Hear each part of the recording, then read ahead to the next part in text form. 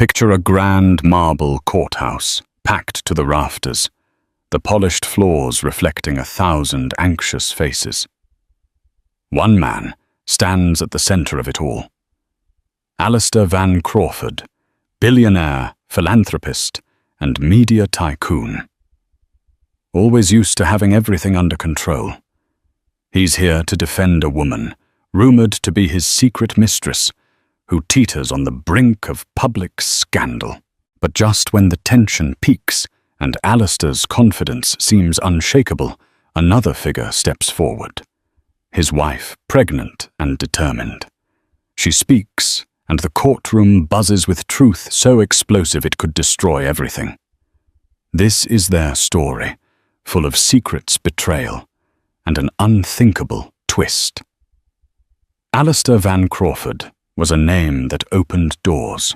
At 52 years old, he was among the top 10 wealthiest people in the country, with a personal net worth rumored to be upwards of $4 billion. His father, the late Ernest Van Crawford, had built a shipping empire from scratch, but Alistair took the family business in a new direction, venture capital and media.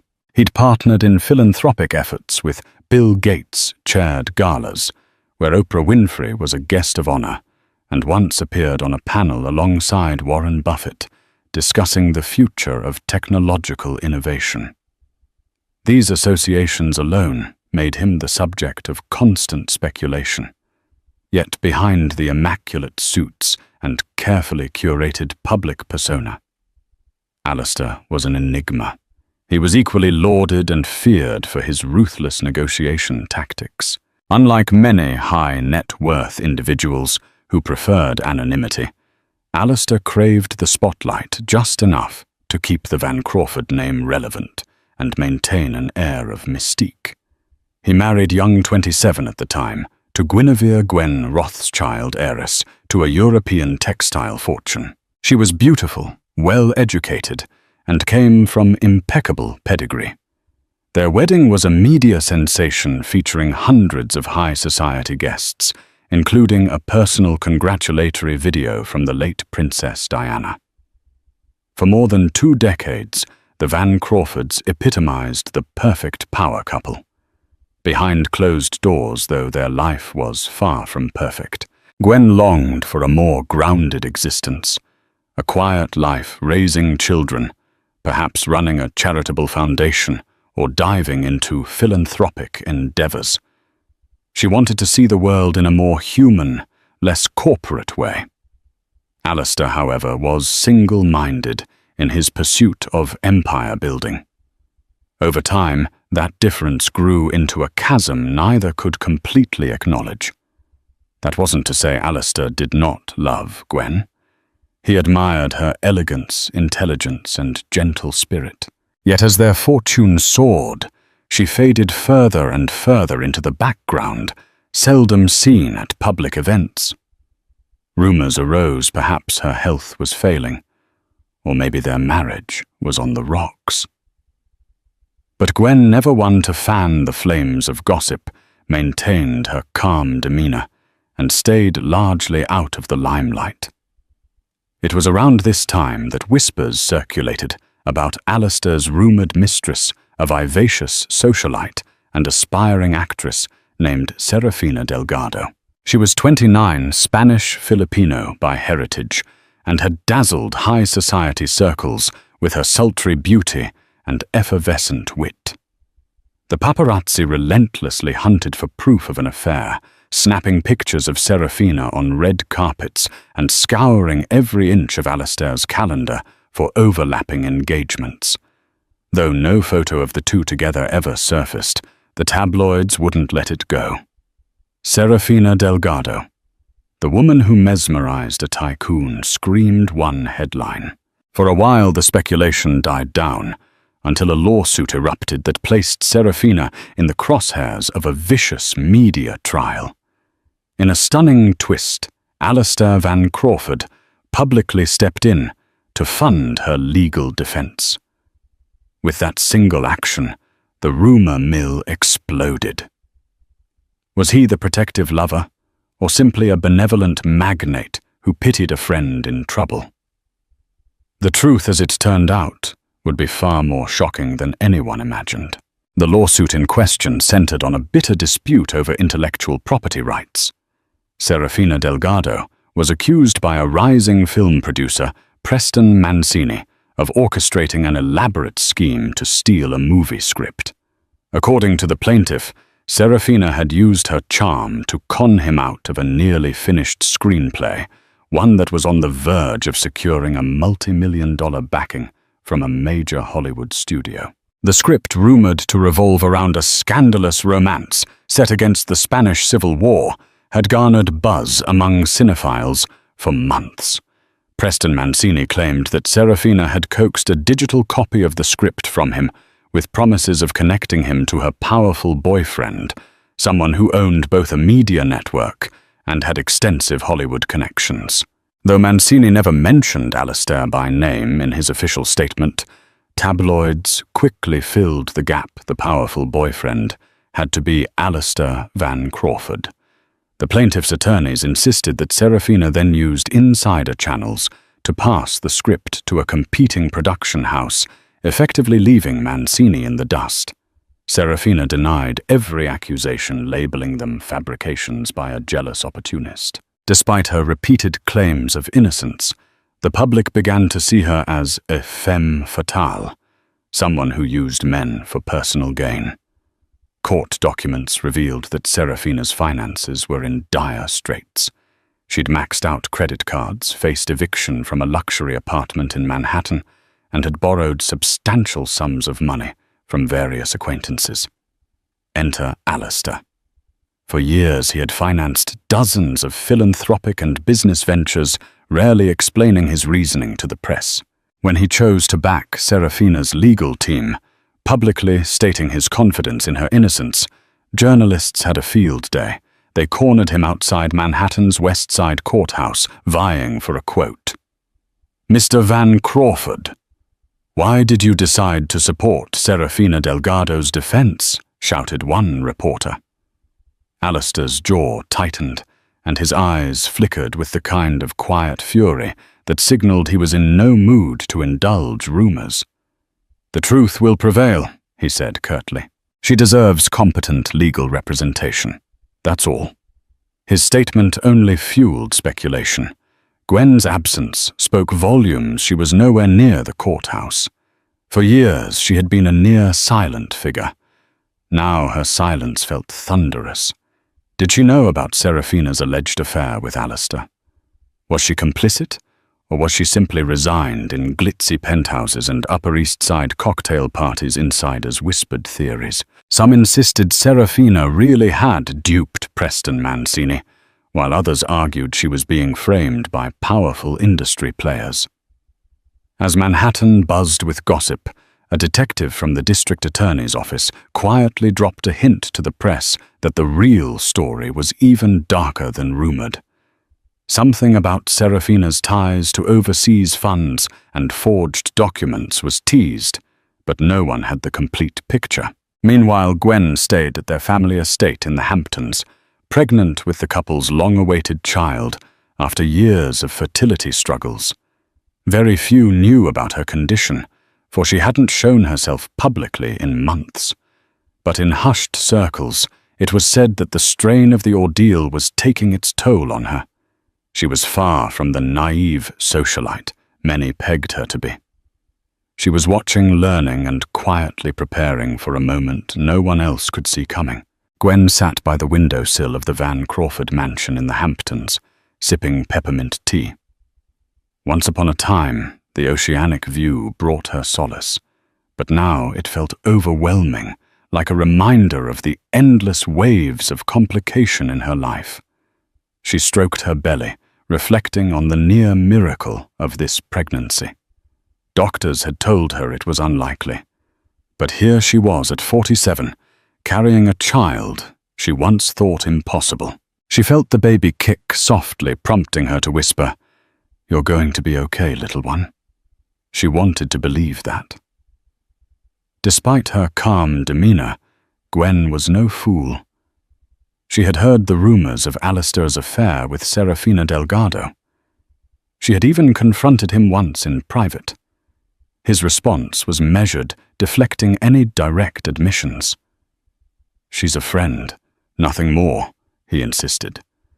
But Gwen's instincts told her otherwise. Her personal assistant, Margot Blackwell, an old friend from her days in Switzerland, entered quietly with the day's mail. "There's a letter from your mother, and a few from philanthropic organizations, also some tabloids. I'm not sure you want to see them." Gwen offered a small smile. "You can place them on the desk." A flicker of sadness crossed her face. Headlines about the trial were impossible to avoid. Still, she accepted that knowledge was power. Margot paused, hesitation evident. "Are you planning on going to the city anytime soon? You haven't seen him in weeks." Gwen sighed. "I'll go when I need to," she replied cryptically. It wasn't that she was ignoring Alistair. She was giving him space to handle Serafina's case. Yet some part of her suspected something deeper was amiss, something Alistair wasn't telling her. Back in Manhattan, Alistair had turned an entire floor of Van Crawford Tower into a makeshift war room for Serafina's legal team. The lead attorney, Donovan Hall, was a high-profile litigator, known for being as expensive as he was effective. He and his associates pored over every piece of evidence that Preston Mancini's team presented, searching for weaknesses, holes, or any sign of manipulation. Serafina, for her part, performed exactly as Alistair wanted, contrite, cooperative, and utterly reliant on him for guidance. This was a stark contrast from her usual extroverted, flamboyant persona. Alistair saw her vulnerability and found it oddly captivating. He told himself he was simply protecting a friend, but deep down he knew it was more complicated. He was drawn to Serafina's desperation, a break from the unflappable perfection Gwen always displayed. At times he felt guilty. He had not told Gwen the entire truth. Their marriage had been a silent agreement. He provided financial stability and a certain social standing. She played the role of gracious hostess and unwavering partner. But love. Did they ever have it in the sense of passion, spontaneity, and vulnerability? Perhaps it was overshadowed by Deal's events and public image. In darker moments, Alistair wondered if Gwen's pregnancy was more an attempt to salvage their marriage than a spontaneous blessing. Then he would recall her genuine longing for a child she had yearned for it for years. Repressing his conflicting emotions, he pressed on, determined to secure Serafina's freedom. He told himself this had nothing to do with romance. Nothing at all. If only the truth were so simple. The first hearing in Preston Mancini's lawsuit took place in a packed courtroom on a rainy Tuesday morning. The media thronged outside, snapping photos of each arrival. Serafina stepped out of a sleek black limousine, her eyes shielded by oversized sunglasses, her lips painted a bold red. Alistair followed in a separate car, stoically pushing through the cameras. He refused to comment. Inside, Judge Rosalind Keyes presided, a no-nonsense judge who had seen her fair share of high-profile cases. She began with a simple directive to both sides. Keep your emotions in check. Court is a place for facts, not theatrics.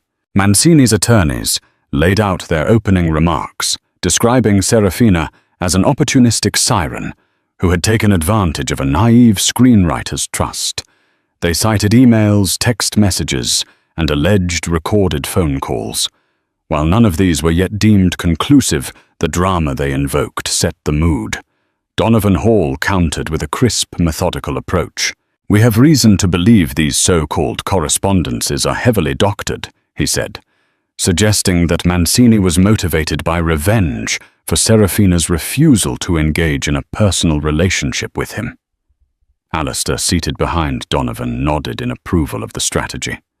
So long as the defense could cast doubt on the authenticity of Mancini's evidence, they could keep Serafina's name clear for the time being. All the while, the public gallery was buzzing with many observers, trying to catch a glimpse of Alistair's reactions. Murmurs about Gwen's absence swept through the crowd. Would she show up to defend her husband's fidelity? Or was her silence confirmation of the rumors? After hours of back-and-forth arguments, the judge adjourned the session, scheduling a follow-up hearing to review newly submitted digital forensics. As Serafina and Alistair exited the courtroom, reporters bombarded them with questions. "Mr. Van Crawford, is your wife aware of your involvement? Miss Delgado, do you have any statement on these alleged emails?" Donovan expertly guided them into waiting cars without a word. Watching the television coverage in her living room, Gwen felt a pang of something she wasn't used to: resentment, perhaps jealousy. She had never believed in controlling Alistair or snooping into his affairs, but seeing him so publicly stand by Serafina brought a bitter taste to her mouth. For the first time, she felt overshadowed, replaced, and humiliated. Margot gently touched Gwen's shoulder. "You don't have to watch this." Gwen shook her head. "I should know what's happening," she said softly. She rubbed her belly, feeling another flutter of movement. She closed her eyes, deciding that she could not remain on the sidelines forever. This child she carried deserved more than a mother who quietly accepted half-truths and betrayal. She needed the truth, if only to protect the future of her family. Thus Gwen resolved to attend the next hearing. She would walk into that courtroom, face the reality of her marriage, and not let Serafina Delgado nor Alistair himself dictate the narrative any longer. While the media fixated on Alistair and Serafina, another figure entered the scene. Vincent Liu, a private investigator known for digging up secrets even the best lawyers couldn't unearth. Hired discreetly by Preston Mancini, Vincent was determined to find the smoking gun that would prove Serafina's guilt, or perhaps expose other skeletons in her closet. Vincent's investigation led him to Serafina's past, her upbringing in a modest suburb of Madrid, her move to Manila during her teenage years, then a sudden leap to New York's high society. There were whispers of a wealthy patron who had once financed her lifestyle, but none of the details were confirmed. Vincent's main objective was to see if her connection to Alistair Van Crawford was purely romantic, or if there was an underworld of financial impropriety linking them. Meanwhile, Alistair found himself juggling multiple crises. The stock value of Van Crawford Media took a slight dip amid the scandal. Shareholders began to worry about negative publicity affecting upcoming ventures, including a rumored streaming platform collaboration with major Hollywood studios. Alistair locked himself in late-night meetings with his CFO and PR team determined to mitigate any fallout. Serafina remained in her penthouse apartment, occasionally hosting late-night visits from Alistair's legal aides to go over her defense. Though outwardly stoic, Alistair felt the walls closing in. His father's old mantra played in his head: never mix business with personal matters. Alistair had done exactly that, allowing Serafina's predicament to become a corporate liability. He wondered if Gwen was quietly fuming. They had not exchanged more than a few text messages in weeks. One evening near midnight, Alistair paced his Manhattan penthouse suite. He stared out at the glowing city skyline, weighed down by a tidal wave of regret and confusion. Yes, he felt an attraction to Serafina, her vulnerability, her need for him. At the same time, he felt a duty, almost a longing for Gwen, who had been his loyal partner for over 2 decades. His future child with Gwen was supposed to be a new chapter, but now he couldn't envision how that chapter would begin if the trial ended in scandalous revelations. That same night, Gwen made her own decision. She dialed an old acquaintance attorney, Charlotte Howe, a woman she trusted implicitly. Charlotte specialized in marital and family law, but she also had a sharp mind for corporate litigation. Gwen's heart pounded as she explained her predicament. She was pregnant. Her husband was embroiled in a lawsuit defending his rumored mistress, and she needed to know her legal rights. Charlotte was sympathetic and reassuring, but she warned Gwen gently, if this becomes a bigger scandal, you may have to protect yourself and the baby above all else. Gwen ended the call feeling a strange mixture of relief and dread. Her fingers trembled, yet she felt a newly discovered courage coursing through her veins. For so long she had been a graceful shadow in Alistair's life. She would remain gracious, certainly, but a shadow no more. A week before the second hearing, Alistair drove to the Hamptons unannounced. He arrived at the mansion shortly after dusk. Gwen stood in the foyer, her face a careful mask. Though her pregnancy was not yet fully visible, a gentle swell under her loose-fitting dress hinted at the future life inside her. Gwen Alistair began removing his coat. "I'm sorry I haven't been here much. Things have been hectic in the city." She offered a polite nod, stepping aside to allow him entrance. "I'm aware," she said quietly. "I've seen the news." An awkward silence followed, both of them acutely aware of the distance between them. Alistair cleared his throat. "How are you feeling?" "The baby." "Everything all right?" Gwen touched her belly, refusing to soften just yet. "We're doing fine. But Alistair, we need to talk." He braced himself, knowing she deserved answers. They moved to the living room, where the glow of a fireplace cast dancing shadows on the walls. He recounted the lawsuit details, how he believed Serafina was being framed, and why he felt compelled to help her. Yet he never clearly denied having an affair.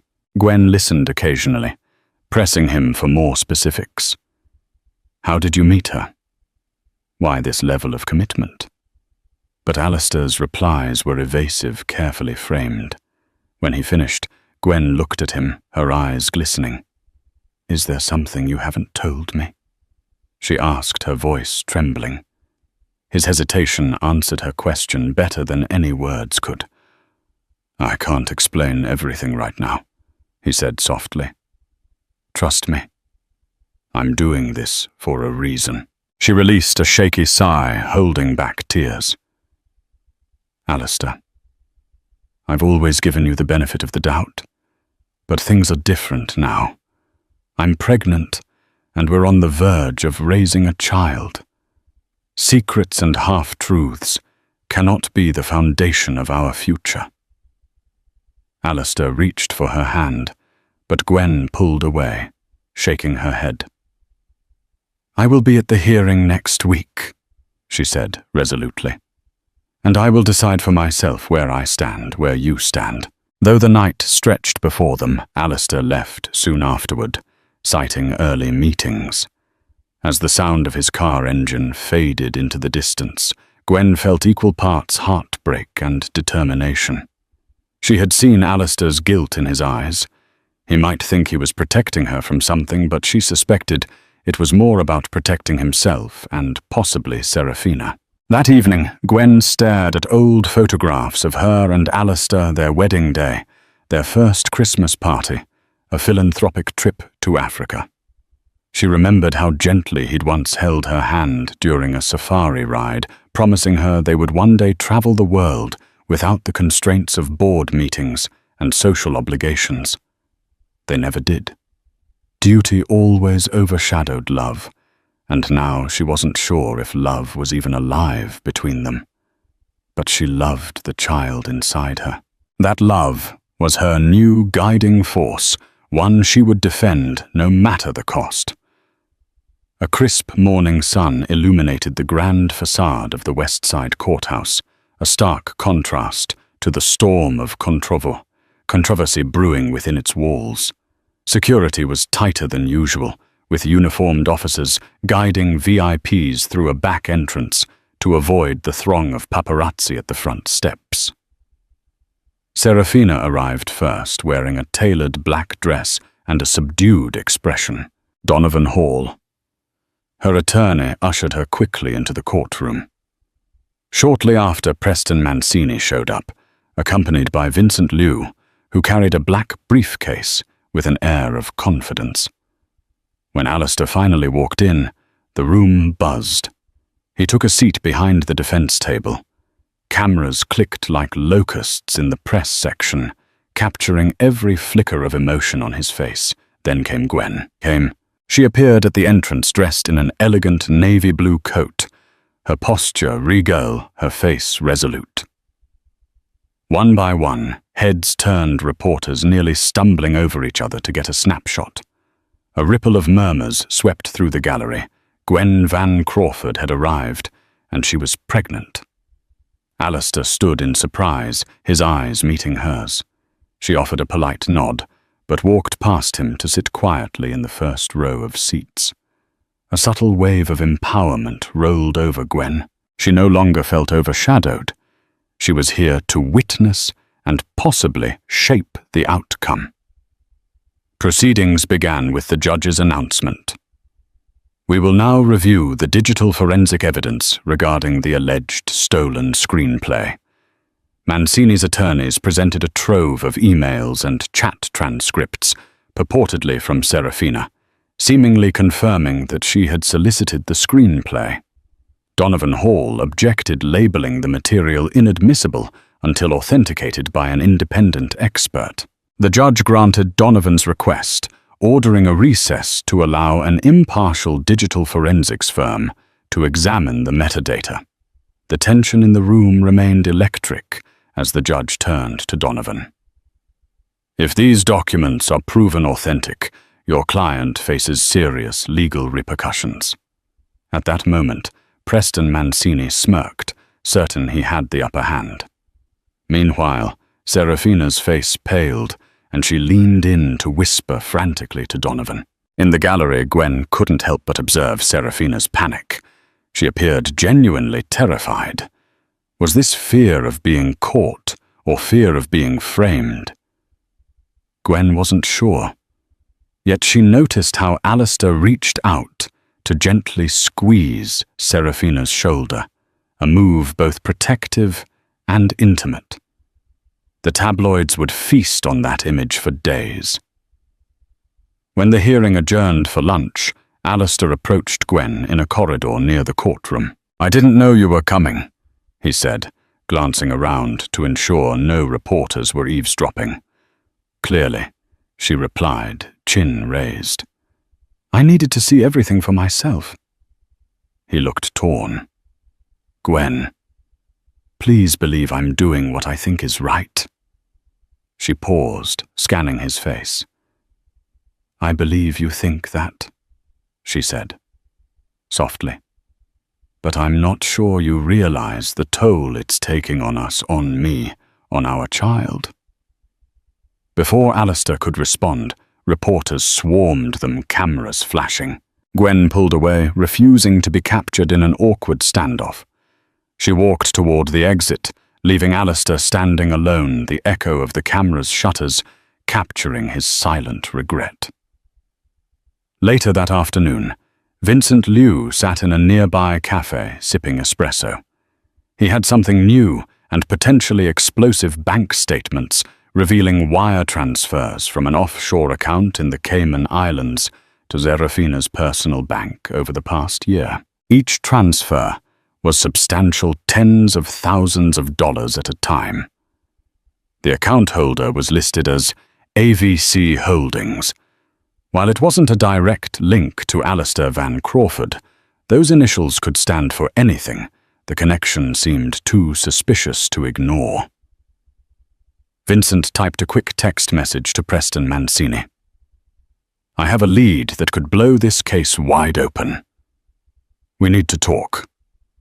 Alistair, meanwhile, returned to Van Crawford Tower, where he found Donovan Hall waiting. We need to talk in private, the lawyer said.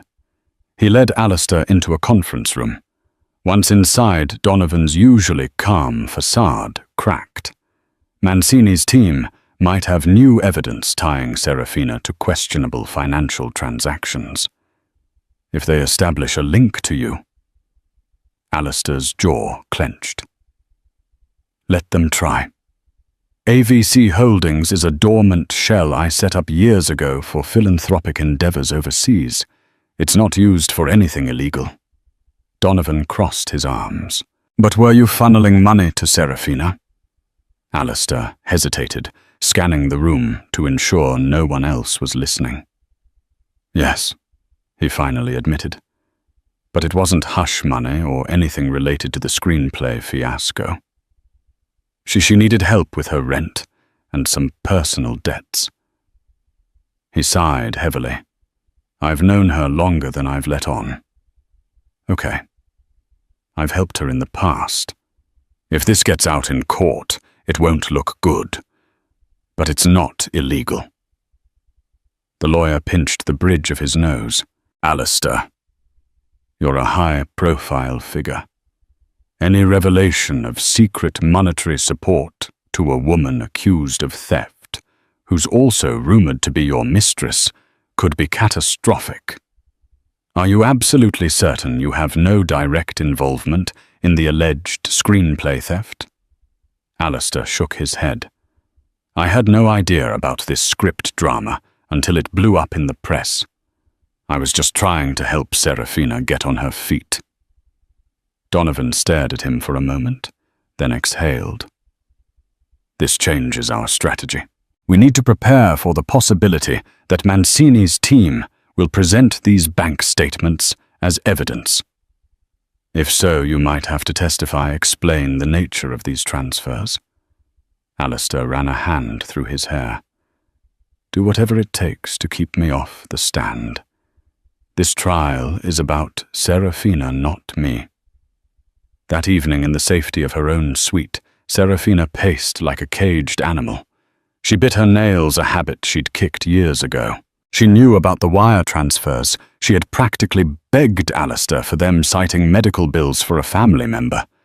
But now, all those hidden pleas for money threatened to paint a picture of a gold-digging mistress who manipulated a billionaire. She poured a glass of expensive brandy, courtesy of Alistair, and swallowed it in one gulp. Her mind wandered to Gwen, the pregnant wife who watched her in court with unwavering intensity.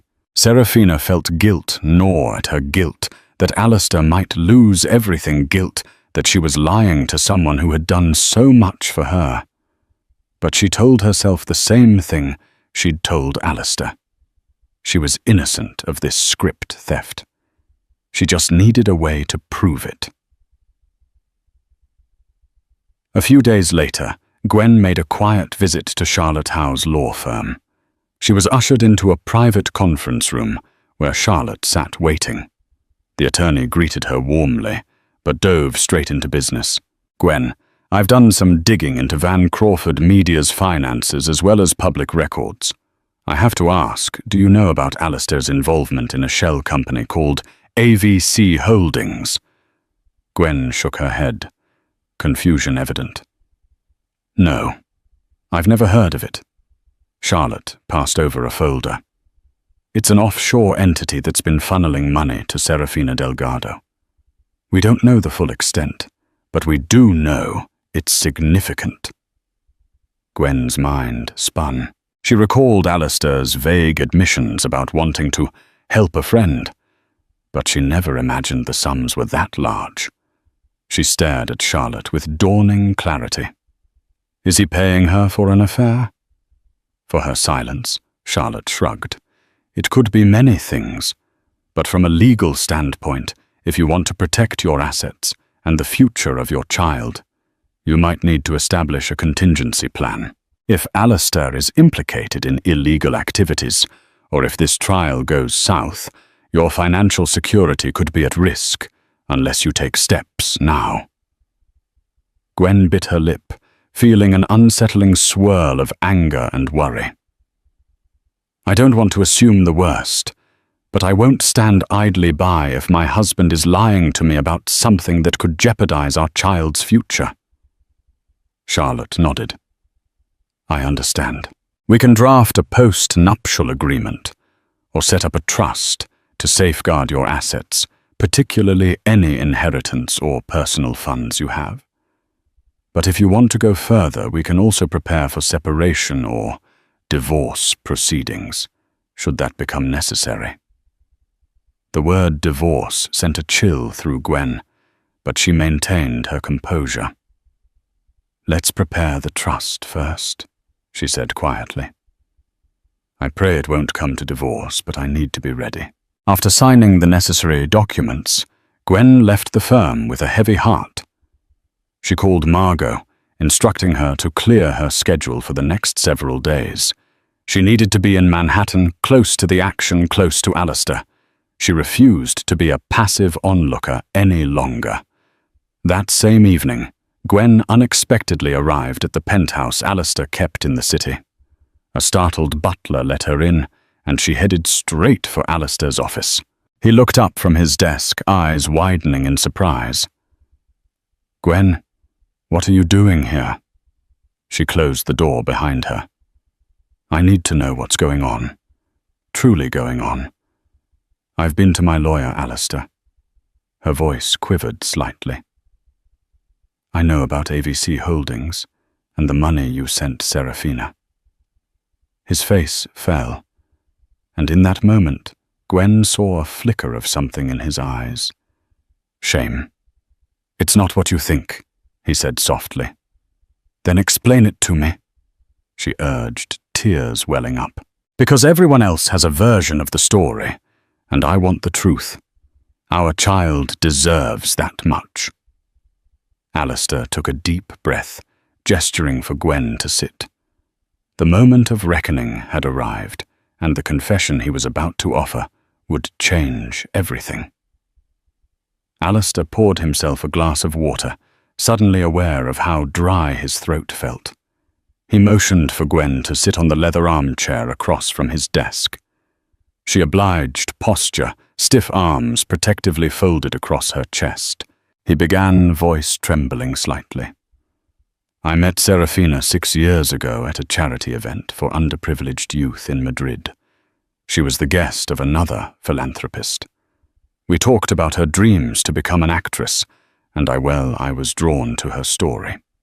She grew up with very little, lost her mother at a young age, and was taken advantage of by unscrupulous men promising fame. We stayed in contact." Gwen's eyes were fixed on him, unblinking. "Go on." Over time, he continued, she would reach out whenever she was in dire straits. Medical bills for a sick relative, overdue rent. I helped her financially because I believed she was a good person who'd had a tough life. Perhaps I was naive, or perhaps I just wanted to feel like I was making a tangible difference. I've always cut checks for charities, but Serafina was personal." Gwen's voice cracked. "That's not the entire story, Alistair. You don't send tens of thousands of dollars to someone over and over without something else going on." He swallowed hard. "We grew close intimately. It was a mistake, one I regret deeply. But it wasn't just an affair. I genuinely cared about her well-being. I thought I was helping her build a life free of exploitation. Eventually, I ended the physical side of our relationship, but she was still financially dependent on me. I was stupid, Gwen. I handled it all wrong." Gwen clasped her hands together, trying to steady them. Why defend her in this lawsuit? Why risk everything now at this moment? Alistair sighed. "Because I believe she's innocent of these theft accusations. Mancini is desperate and wants to shift blame. Serafina has no real resources. Without me, she's doomed to lose. And if she's found guilty, She'll lose more than a legal battle. She'll lose any chance of a future. A silence stretched between them. Gwen felt a surge of rage, but also a strange pang of pity. She spoke, voice trembling. You betrayed me. For years. And now you ask me to stand by you while you defend the woman you betrayed me with. Alistair bowed his head. I know I don't deserve your forgiveness, but I've never stopped caring for you, Gwen. You've always been the one I come home to. Our child changes everything for me. I want to be better for both of you. Tears trickled down Gwen's cheeks. Do you realize how humiliating this is for me? The press suspects your affair, and I, your pregnant wife, am made to look like a fool. He stood crossing the room in a few strides. He reached for her hand, but she pulled away. I'm sorry, he whispered. Gwen inhaled shakily. She was hurt, furious, and torn. I'm not sure if I can keep doing this, Alistair.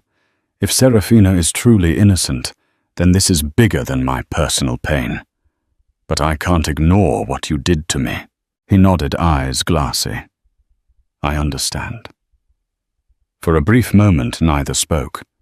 Somewhere in the distance, the hum of city traffic filled the silence. Gwen rose to leave, turning back only once. You have one chance to make this right, if that's even possible. But if you lie to me again, I'm gone. And with that, she walked out, leaving Alistair to contemplate how he might salvage not just his marriage and reputation, but also his own fractured sense of honor. The trial resumed 3 days later, and the media circus had reached fever pitch. Rumors swirled that damning evidence against Serafina would be unveiled. In the courthouse lobby, Alistair, Serafina, and Donovan Hall braced for the worst. Gwen arrived separately, offering a curt nod to Alistair. She positioned herself in the front row, eyes hard, posture unyielding. Judge Keyes called the court to order. Preston Mancini's lead attorney introduced bank statements and wire transfer records, allegedly linking Serafina's finances to the theft scheme. As predicted, the name AVC Holdings featured prominently. The attorney hammered the point that Serafina's mysterious benefactor was none other than Alistair Van Crawford, and that these funds could have been used to bribe Hollywood insiders or pay for illicit access to Mancini's script.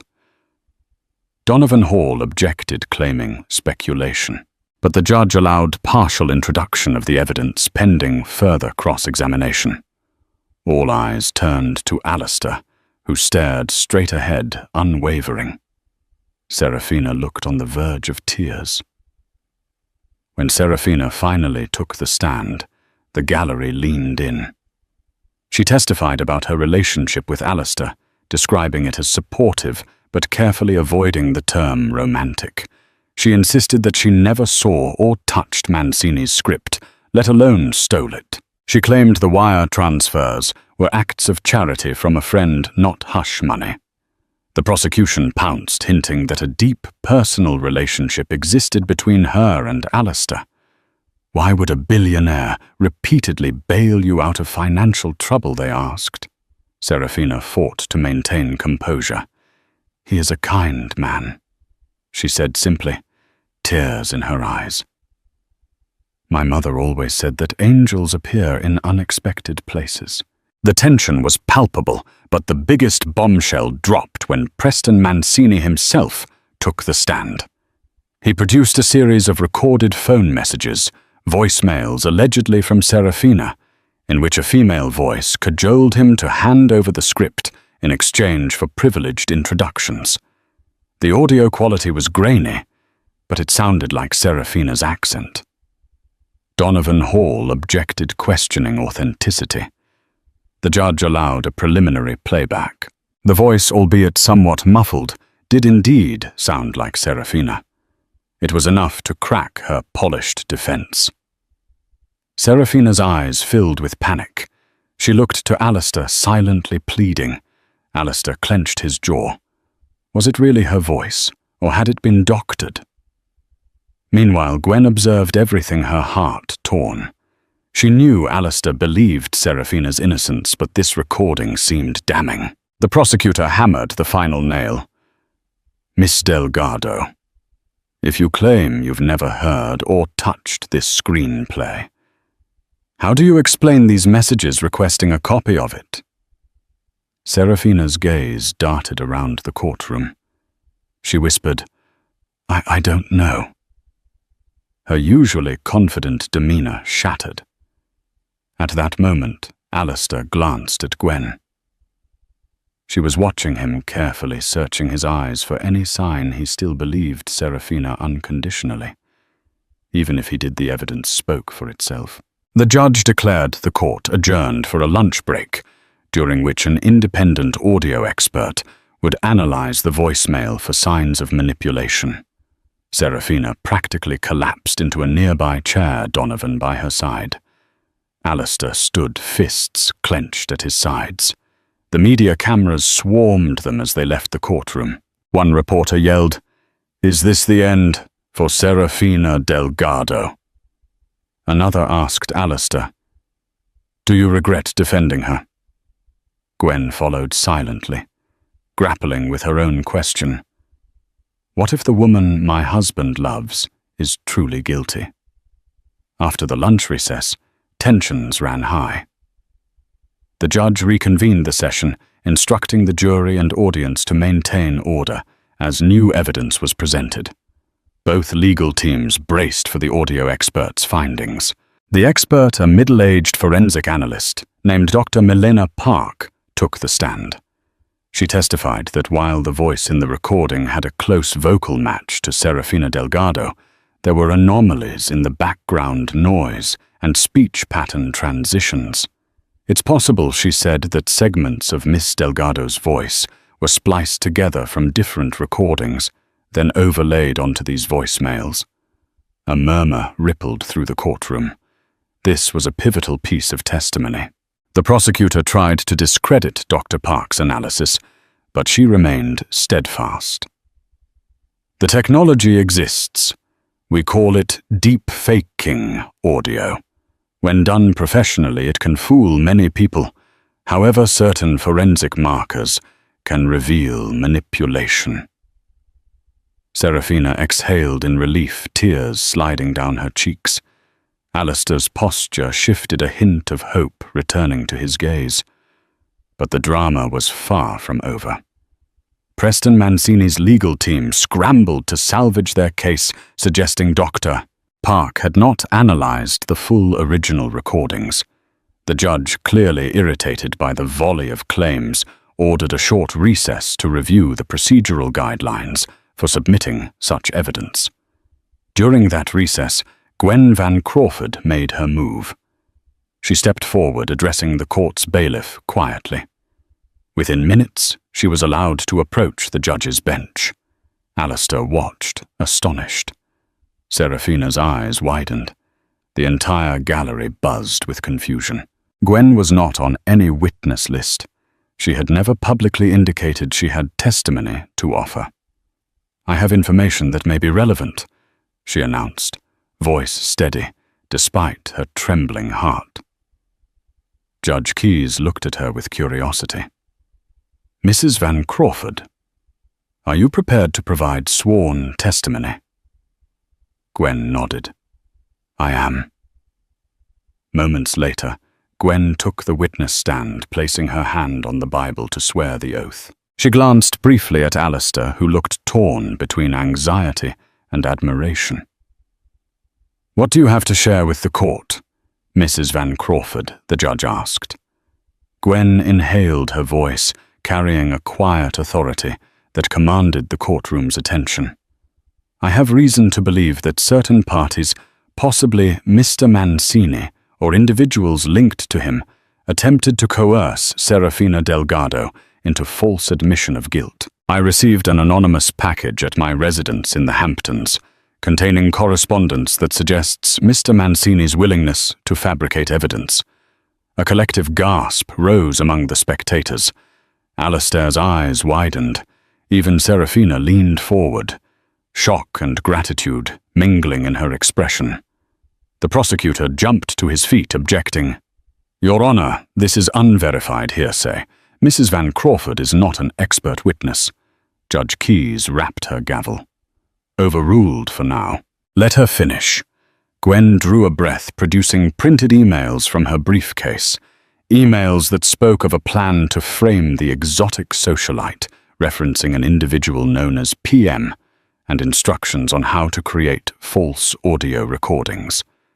These were delivered to me anonymously. I turned them over to my attorney for verification.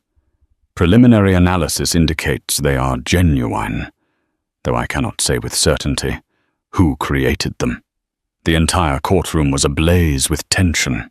Serafina's jaw dropped, tears falling freely. Alistair stood stunned into silence by Gwen's bold intervention. He had no idea she'd received such damning evidence. Mancini shot to his feet, face contorted. "This is outrageous. She's forging documents to protect her philandering husband and his mistress." Gwen remained calm. "I assure you I have no motive to protect anyone but my unborn child. The only reason I have come forward is for the truth." The judge ordered immediate forensic analysis of the documents. She also issued a stern warning to Mancini's team about perjury and tampering with evidence.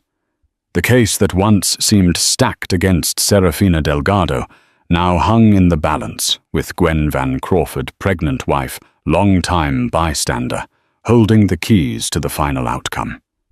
The trial was put on hold for a week to allow forensic experts to scrutinize Gwen's documents. Speculation among the media ran rampant. Some outlets praised Gwen's bravery, painting her as a woman who rose above personal betrayal to champion justice. Others accused her of orchestrating a grand ruse to save her husband's reputation.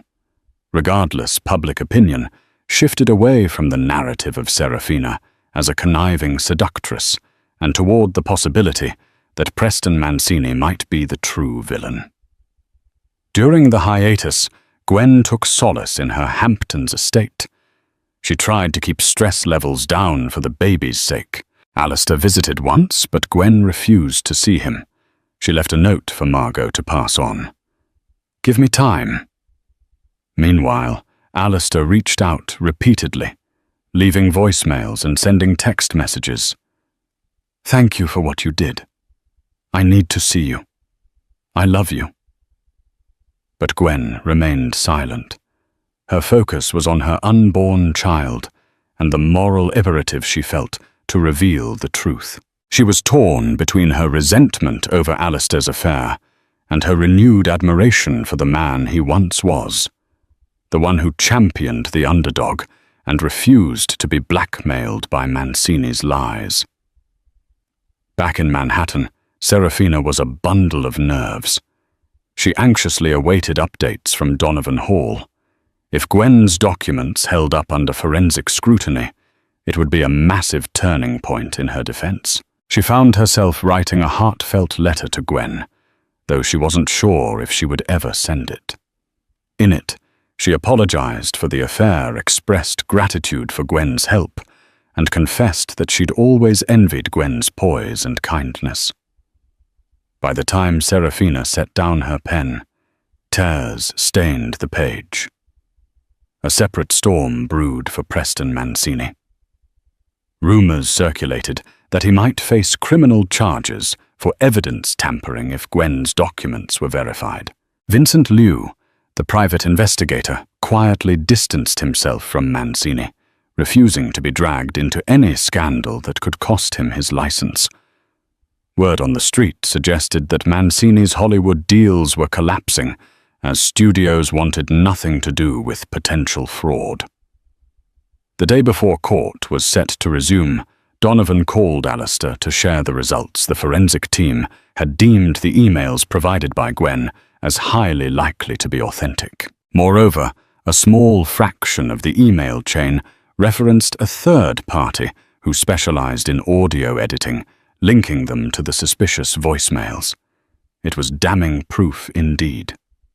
That night, Alistair stood on his penthouse balcony, gazing at the city lights. He held his phone, contemplating calling Gwen one last time. Instead, he typed out a text message.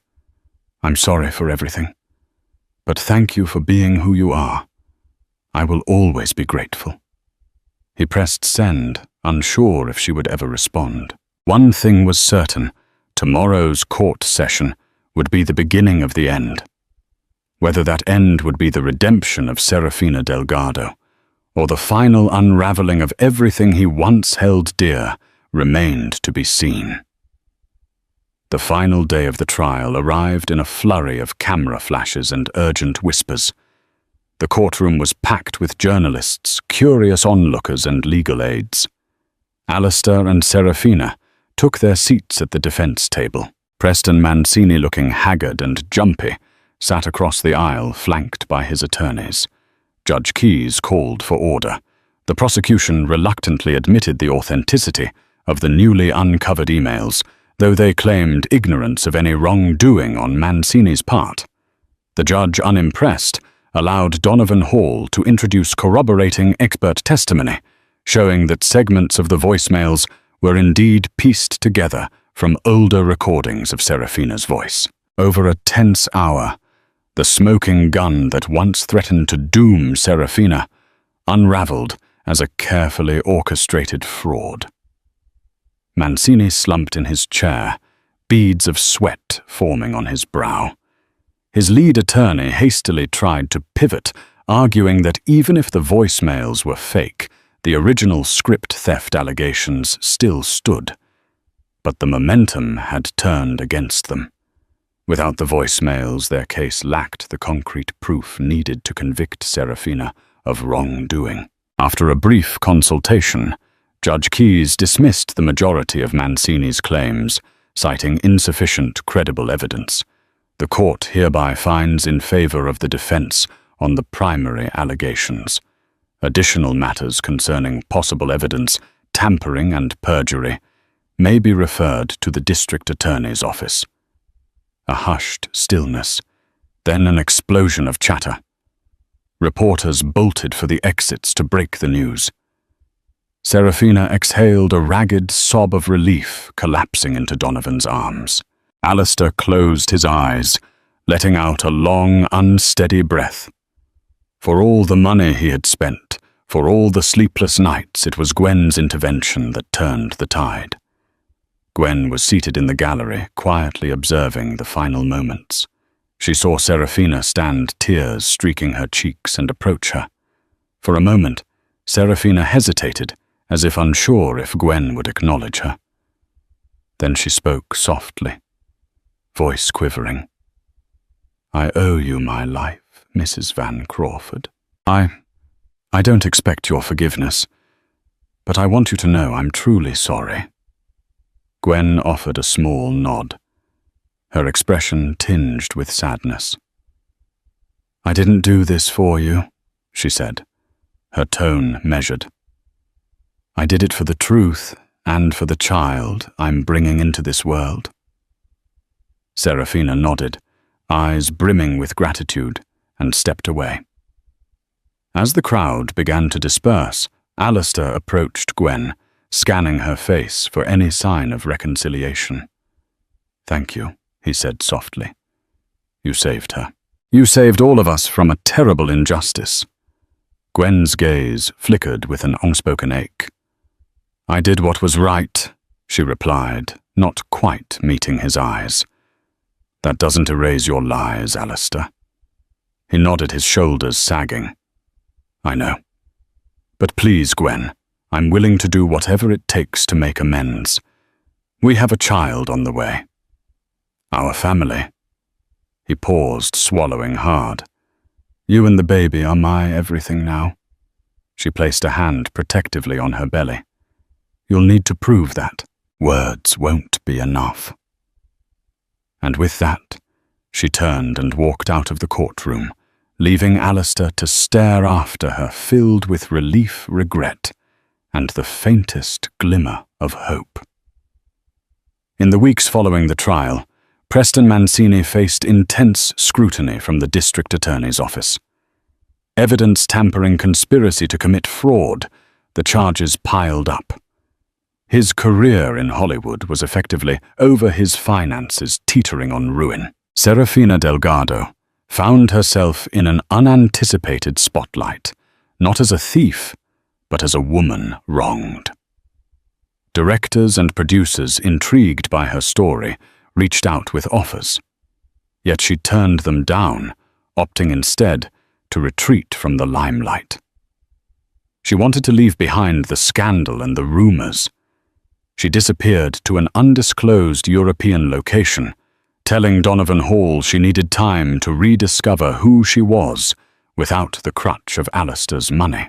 Alistair, for his part, publicly addressed the situation, offering a carefully worded statement that he regretted how personal matters overshadowed a quest for justice. He never admitted to the affair, nor did he deny it.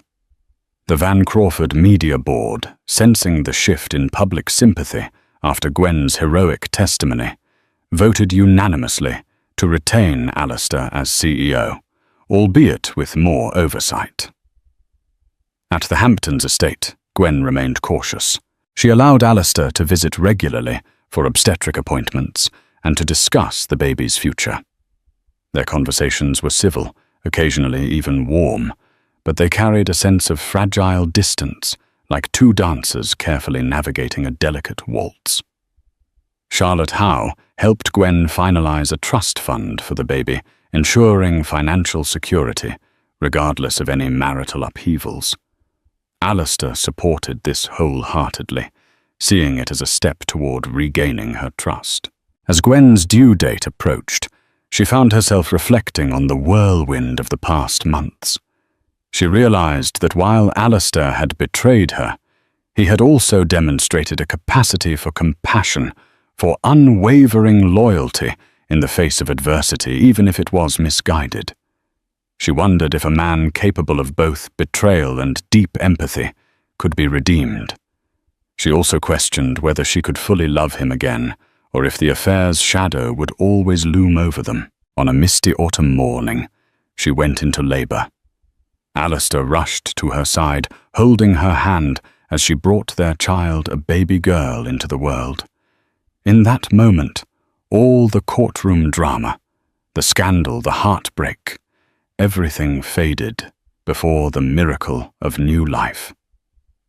Tears streamed down Alistair's face as he whispered, "Thank you," cradling their daughter. Gwen, exhausted and emotional, managed a soft smile. "Welcome to the world," she murmured to the baby, her voice quivering with love and relief. That night, while Gwen slept, Alistair sat in a chair beside her hospital bed, gazing at their tiny daughter in his arms. He recognized how close he had come to losing the people who mattered most. He silently vowed to be a better man, someone worthy of both Gwen's respect and his daughter's adoration. Days turned into weeks, and the future remained uncertain. Healing would take time, and Gwen was not yet ready to forgive entirely. But in the hush of late-night feedings and the fragile coos of their newborn, they found small pockets of togetherness. The road ahead was filled with questions. Could their marriage survive this storm? Could love and trust be rebuilt from the rubble? Only time would tell. But as Alistair held his sleeping daughter, he felt that glimmer of hope again, because sometimes the hardest trials lead to the most profound transformations. And so ends the riveting saga of betrayal and redemption, proving that in the high-stakes world of wealth and power, the most profound drama unfolds behind closed doors. Alistair Van Crawford defended his mistress, risking it all, only to discover the true hero was the one he had most overlooked, his pregnant wife, Gwen. In a twist, no one expected Gwen's testimony changed everything, reminding us that love, courage, and unshakable integrity will always shine through the darkest secrets. But the story doesn't end here. Healing is a journey, and forgiveness is never guaranteed. Where do their hearts go from here? That remains unwritten. Call to action. Lightning cracked across the charcoal sky, the night Amelia found herself trembling behind the wheel of an aging sedan, a single suitcase tossed haphazardly in the back seat. She was 5 months pregnant, carrying the child of a man she once believed to be her soulmate. Yet Ethan Harrington, the revered millionaire who built his empire from the ground up, had locked her out of the only home she had ever known. Why? So he could parade a diamond-draped mistress in front of the entire world. Fate had seemingly abandoned Amelia, or so she thought. For in the shadows lay a single letter destined to unravel everything and force destiny's final reckoning. Amelia Johnson first met Ethan Harrington in a quiet corner of Manhattan where dreams soared as high as the skyscrapers and heartbreak lurked in every alleyway. She was 22 at the time, a recent graduate from a small liberal arts college in upstate New York, armed with a degree in literature that her parents once worried might never pay the bills. Nevertheless, Amelia had a heart brimming with optimism and a mind teeming with stories waiting to be told. Ethan, older by a decade, was already something of a legend in local business circles. He had a gift for seeing hidden potential, whether in failing companies or in an introverted girl quietly sipping espresso in a crowded cafe. At the time, his successes included a lucrative tech startup he'd sold for millions. Rumor had it, he was set on building a new conglomerate, an empire that spanned real estate, fashion, and digital media. The day they met, Amelia was sitting in a narrow booth at Bellamy's coffee shop, her laptop open, attempting to finish a short story for a modest online publication. She never intended to catch anyone's attention, especially not that of Ethan Harrington, who was rumored to have the arrogance of a man accustomed to getting what he wanted. Yet to her surprise, he asked if he could join her. That chance conversation sparked something that would eventually grow into a raging inferno, a consuming love that Amelia believed was her fairy tale. From the outside, they looked like a mismatched pair, Amelia the quiet girl with honey-brown hair and wide, curious eyes hunched over her laptop. Ethan the confident entrepreneur who strolled around like he owned the city. But from that very first meeting, there was a tenderness in Ethan's voice that melted Amelia's defenses. He spoke passionately about ideas, his desire to transform the old neighborhoods of Brooklyn into something modern, yet preserving the soul of the city. She in turn told him about her writing her dreams of penning a novel that would one day grace bookstore windows. It didn't take long for him to sweep her off her feet. Expensive dinners at high-rise restaurants, strolls along the Hudson River, and stolen kisses under neon streetlights made every moment feel as if they were the only two people in Manhattan. Friends thought they were moving fast, but Amelia felt for the first time that she was truly living. And in Ethan she saw both a fierce intellect and a complicated soul. She admired how he possessed an uncanny ability to seal million-dollar deals by day, then listen intently to her short story drafts by night. There was an unspoken promise in every gentle touch, one of forever. Her parents, George and Laura Johnson, worried that a man of Ethan's stature might break Amelia's heart. "He's built a kingdom," her mother often said, "and men who build kingdoms sometimes act like kings." But Amelia dismissed those concerns. She saw only the man who doted on her, who funded her creative writing workshops, without her even asking, who recommended her to some of his publishing contacts. He claimed to believe in her talent more than she believed in it herself. They married in a lavish ceremony at the Harrington estate in the Hamptons. Pictures splashed across society columns. The tech mogul weds. The budding writer. 1,000 white orchids framed the altar, and Amelia's ivory train swept across the polished marble. That day her heart fluttered with undiluted hope, convinced that the euphoria of their union would never fade. But fate, as it often does, had other plans. Their married life began in an opulent penthouse overlooking Central Park. Morning sunshine spilled in through floor-to-ceiling windows, painting their living room in a warm golden glow. At first, Amelia's days were filled with creative inspiration. She had a dedicated writing alcove designed by Ethan himself, complete with custom-built bookshelves and a vintage reading lamp that once belonged to a famous editor. Meanwhile, Ethan spent his days strategizing how to expand his empire. Despite the hustle, he never failed to remind Amelia of how much he loved her. There were surprise breakfasts in bed, diamond bracelets left on her writing desk, and spontaneous getaways to tropical islands when he concluded major deals. When they visited the Harrington family's old countryside estate, Ethan's father, Christopher Harrington, made it clear that he too was glad Ethan had finally found someone with a kind heart. However, as months turned to years, subtle changes began creeping in. Ethan's business expansions demanded longer hours. He started jetting off more frequently, traveling to Singapore, London, Dubai, seemingly every major financial hub. His phone buzzed incessantly, even late at night, and Amelia often fell asleep alone, the blankets on his side untouched. She grew accustomed to waking up to hurried goodbyes and stiff business suits. At first, Amelia consoled herself that this was the price of success, that every entrepreneur's spouse navigated this tension.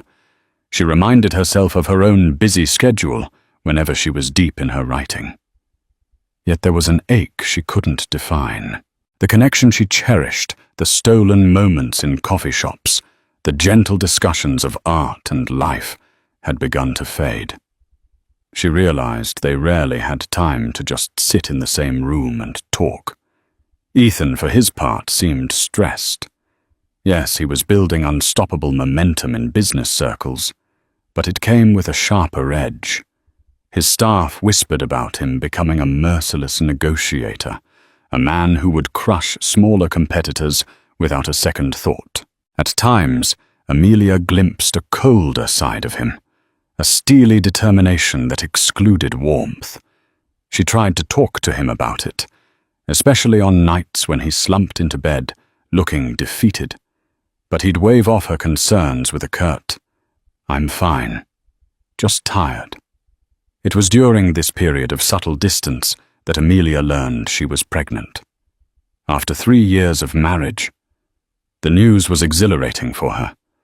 She had always dreamed of becoming a mother. Nervous and excited, she prepared a small celebration in their penthouse.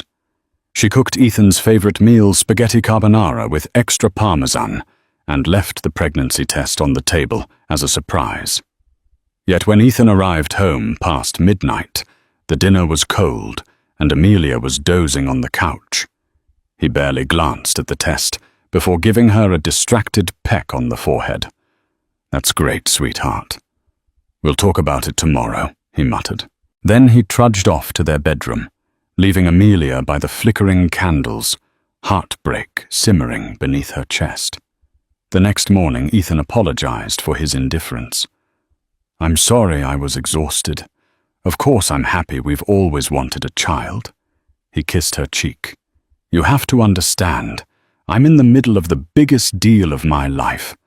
A child is wonderful news, but we need to approach it carefully. Let me focus on securing the next round of funding, and we'll think about all the baby details soon." Amelia forced a bright smile, reassuring him that she understood. But in truth, anxiety coiled inside her. She feared that the child would be an afterthought in a life consumed by business ventures. Yet she clung to hope. Perhaps once the baby arrived, it would reinvigorate their bond. Maybe Ethan would see that there was more to life than deals and expansions, and so she carried on quietly nurturing new life within her, trusting that the marriage she had believed unbreakable would remain so. Little did she know the stage was already set for a new figure to enter Ethan's world, someone who would challenge everything Amelia held dear. The first time Amelia heard the name Bianca Rossi was from one of Ethan's junior associates, Michael Thompson. Michael was an earnest man who'd always been discreet, but he looked uneasy when he mentioned Bianca. "She's a consultant from Milan," he stammered during a hurried phone call with Amelia. Ethan brought her on to work on some European real estate expansions. "Is that all?" Amelia asked, sensing Michael's reluctance to elaborate. "Yeah, sure," Michael replied, but his hesitance spoke volumes. Over the next few weeks, Ethan became increasingly scarce at home. He mentioned that Bianca was brilliant, a rising star with a keen eye for international markets. Amelia tried to be supportive. After all, it wasn't strange for a business tycoon to hire foreign experts. Still, there was something about the name that pricked at her heart. One evening, Amelia decided to drop by Harrington Enterprises headquarters to bring Ethan a late dinner. She reasoned that it would be a small gesture to show that she cared about his grueling work schedule. She stepped off the private elevator and was greeted by hushed voices in an adjacent conference room. Through the glass partition, she saw a woman with glossy raven hair, a striking silhouette and impeccable fashion sense. Bianca Rossi. She stood too close to Ethan. A manicured hand casually resting on his shoulder as they laughed over something on his laptop screen. Amelia swallowed hard. She chided herself for jumping to conclusions. Surely it was just a collaborative moment between colleagues. But the images stuck with her as she handed Ethan the neatly wrapped dinner in his office. He barely acknowledged her gesture. He was polite, but distant, scanning his phone for messages, even as she explained she'd made his favorite dish. A week later, paparazzi photos surfaced on a gossip blog, Ethan and Bianca stepping out of a swanky midtown lounge after midnight. Their heads were bent together conspiratorially. Headlines speculated about the nature of their relationship, fueling rumors that the Ice King of Manhattan might be melting for someone who wasn't his wife. Amelia's heart pounded as she scrolled through the images. She tried calling Ethan to confront him, but he didn't pick up, responding instead with a terse text. "I'm in a meeting. We'll talk later." When he finally came home, almost 2 days later, Amelia pressed him about the gossip. Ethan's voice was defensive, but not remorseful. "Bianca's an important asset to the company. Yes, we occasionally meet after hours to discuss deals. That lounge was hosting a networking event. It's purely business." He slammed a stack of paperwork onto a table. "Why are you listening to rumors?" She tried to protest that the photos were more than rumors. "People don't usually lean that close for purely professional reasons," she said, her voice trembling. But Ethan dismissed her concerns with a wave of his hand. He glowered at her as though she were a child, complaining about boogeymen under the bed. Hurt and frustrated, Amelia retreated to her writing alcove, tears burning her eyes. That night, sleep eluded her. She rummaged through the kitchen for comfort food, but found none, as though the entire house was devoid of warmth. She found herself turning to old letters Ethan had written early in their marriage, beautifully poetic messages about how he'd cross oceans just to see her smile. She wondered how that sweet man had turned into this cold figure. Yet she refused to lose hope. She was pregnant with their child. She wanted to believe they could salvage their relationship. But in the days that followed Ethan's mood, only darkened and Bianca's presence grew more visible. Public events industry gatherings, even front-page spreads in business magazines. Bianca was always by Ethan's side, impeccably dressed, elegant and fiercely confident. The gossip lines began referring to Bianca as Ethan Harrington's secret weapon. Amelia felt increasingly like a spectre in her own marriage.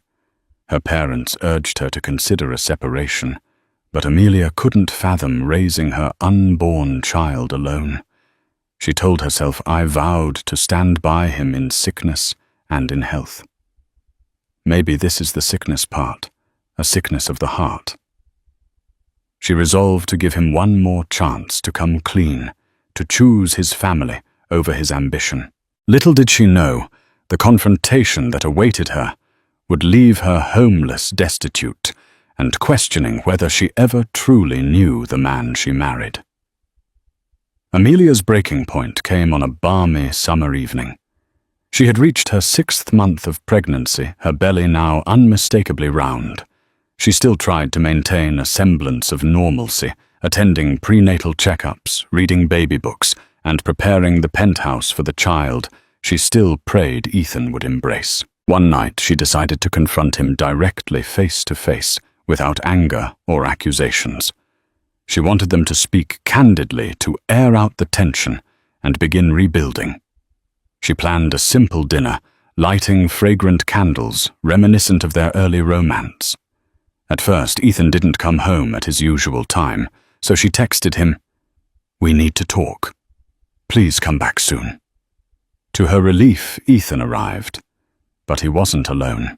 Bianca Rossi strode in behind him, her heels clacking against the polished floor. The moment Amelia saw her stepping into the penthouse, their home, her heart dropped. "What is she doing here?" Amelia asked, her voice unsteady. Ethan dismissed her concern with an airy gesture. "We have business to finalize. Her hotel was overbooked, so I said she could stay in the guest room." Anger flared in Amelia's chest like a volcanic eruption. "And you thought it was appropriate to bring her here without even telling me first. This is our home, Ethan." Bianca flicked her eyes around the apartment, obviously appraising the decor, the furniture, the artwork.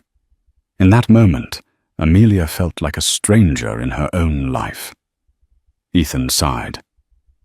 "Amelia, we're busy. I'm not going to pay for a suite last minute when we have space here."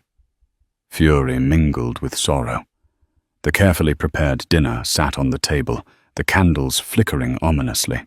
With trembling hands, Amelia threw her napkin onto her plate, spattering sauce across the white tablecloth.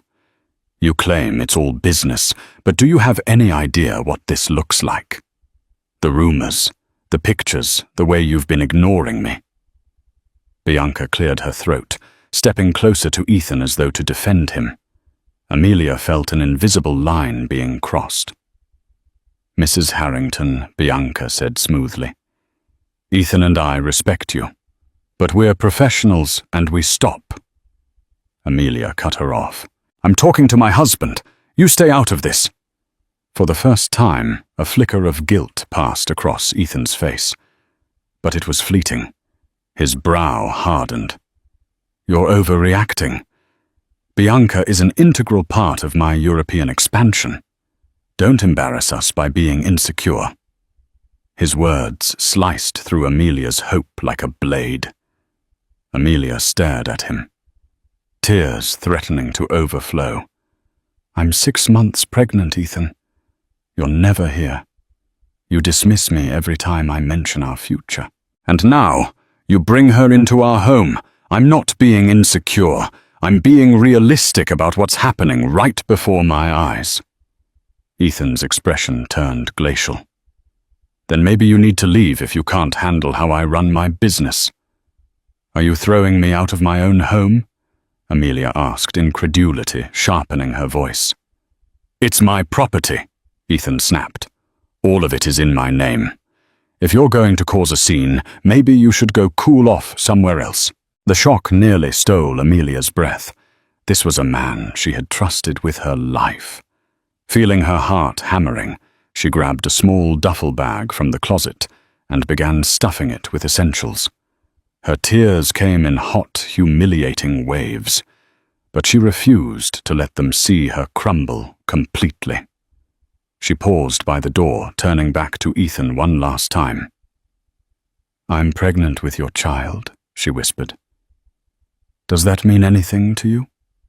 He offered only stony silence. Bianca folded her arms, her eyes assessing Amelia with detached curiosity. It was as if Amelia was an inconvenience in her own marriage. Without another word, Amelia left the burn of betrayal scorching her every step. That night she drove aimlessly through the city, unsure of where to go. She tried calling friends, but it was late. Most were asleep or didn't pick up. In her desperation, she found an empty parking lot near a 24-hour diner. She reclined the driver's seat and surrendered to tears. The penthouse in the clouds now felt like a distant dream. There in the cramped car, she was alone, displaced, pregnant, and terrified of what lay ahead. The first night in the car was the hardest. Amelia cried until her eyes were raw, the baby kicking restlessly within her. At sunrise, she awakened to the sounds of passing trucks and the lingering smell of grease from the diner's kitchen. She realized she had no plan, very little cash, and only a tank half full of gas. Her immediate thought was to reach out to her parents. But George and Laura Johnson were retired and lived on a modest pension in Florida. They had warned her about Ethan. She felt too proud, too ashamed to call them. Instead, she resolved to figure things out on her own.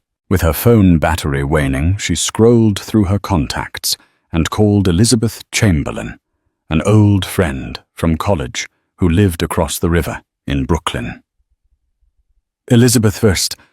I don't know where else to go," she confessed, trying to steady her voice. Elizabeth, hearing the distress in Amelia's tone, immediately offered her spare couch. Amelia felt a flicker of hope. Yet she hesitated. Elizabeth lived in a one-bedroom apartment with her partner, and Amelia didn't want to impose for too long, especially pregnant. Still, it was better than sleeping in a car. They agreed to meet later that day. For now, Amelia took what little money she had and went into the diner to buy a cheap breakfast, scrambled eggs, toast, and coffee. Her reflection in the napkin dispenser startled her pale cheeks, red eyes, and hair that looked like it hadn't been brushed in days. In that moment, she felt utterly broken. But she also felt a surge of determination for the sake of her unborn child. She had to be strong. She spent a few nights on Elizabeth's couch. She tried texting Ethan, not out of desperation for him, but in concern for the baby's future. No response. She called Harrington Enterprises, but the receptionist politely informed her that Mr. Harrington was unavailable. Through some social media posts, she discovered Ethan had flown to Europe. Photos showed him and Bianca at a business conference in Paris, the two of them smiling brightly for the cameras. The knife twisted deeper into her heart. Amelia decided to see an attorney, Frederick Johnson, who specialized in family law. A friend of Elizabeth's recommended him. In a small, dimly lit office, she poured out her story from the sudden eviction to the pregnancy.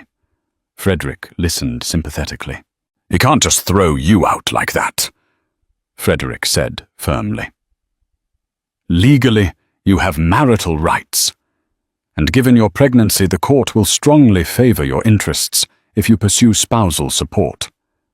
Yet Amelia feared the cost of a prolonged legal battle. Ethan's wealth gave him power and influence. She had only a few dollars left in her personal bank account. Frederick understood her predicament. "We can file an emergency petition for support, but you'll need some upfront funds to cover initial filing fees and attorney's fees." Overwhelmed, Amelia left the office feeling trapped. She was sleeping on a friend's couch, jobless and pregnant. She had no illusions that Ethan, who was flaunting Bianca publicly, would suddenly capitulate to a legal demand. She also feared the emotional toll a public battle would take on her. Instead, she decided to try one more approach meeting with Ethan's father, Christopher Harrington.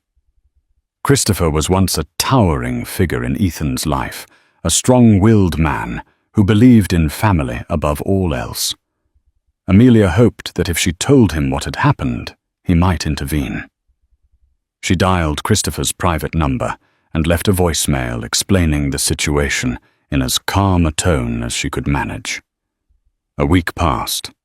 No return call. During that time, Elizabeth's small apartment was becoming crowded, and Amelia sensed she was overstaying her welcome. Elizabeth never said so, but Amelia felt guilty. So one chilly morning she returned to the only other shelter she had, her car. She gathered blankets and pillows, then parked near a safe residential area. People walking their dogs occasionally threw curious glances, but no one bothered her. Despite the heartbreak, she clung to the child growing inside her. She would talk to the baby, whispering promises that she would find a way to create a safe, loving environment. Every day felt like an uphill battle. She scoured job listings, applied to freelance writing gigs online, and visited second-hand stores looking for cheap baby items. The fact that she had to consider living in a car while pregnant was a reality that struck her with devastating clarity. Little did she know that a lifeline, an unexpected letter, was already in transit, a ticking time bomb that would shift the power dynamic in ways no one could have predicted. 2 weeks had passed since Amelia moved back into her car. The nights were growing colder, and her pregnancy was entering the 3rd trimester. Every time the baby shifted inside her, it brought a surge of maternal protectiveness. She refused to believe that this was the life she and her child deserved, a mother sleeping in a cramped vehicle while the father was gallivanting across Europe with another woman. Then, on a drizzly afternoon, Amelia received a phone call from a number she didn't recognize. Tentatively, she answered. It was a law firm in Manhattan. Ms. Harrington, this is Megan Reyes from Parker & White. We have a document addressed to you from Christopher Harrington, delivered via courier. May I confirm a mailing address? Amelia's pulse quickened. She had to scramble for a place where she could reliably receive mail. She decided on Elizabeth's address. The woman on the phone asked her to come in person if possible, since the document was marked as urgent. With a jolt of renewed energy, Amelia agreed.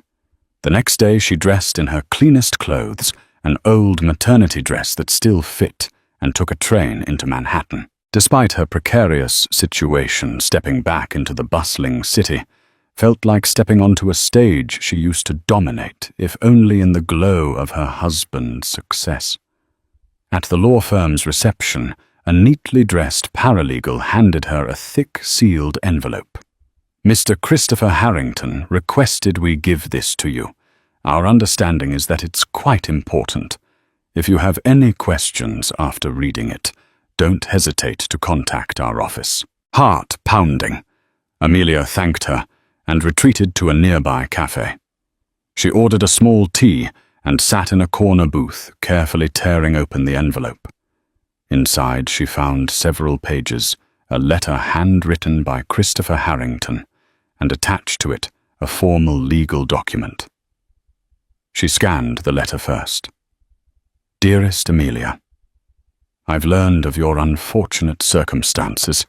Ethan has dishonored our family and his obligations to you. I want you to know I was unaware of his actions until recently. I'm deeply sorry. I always considered you a daughter to me. Before his passing, my father, Patrick Harrington, established a trust meant to safeguard the future of any legitimate heirs in our family.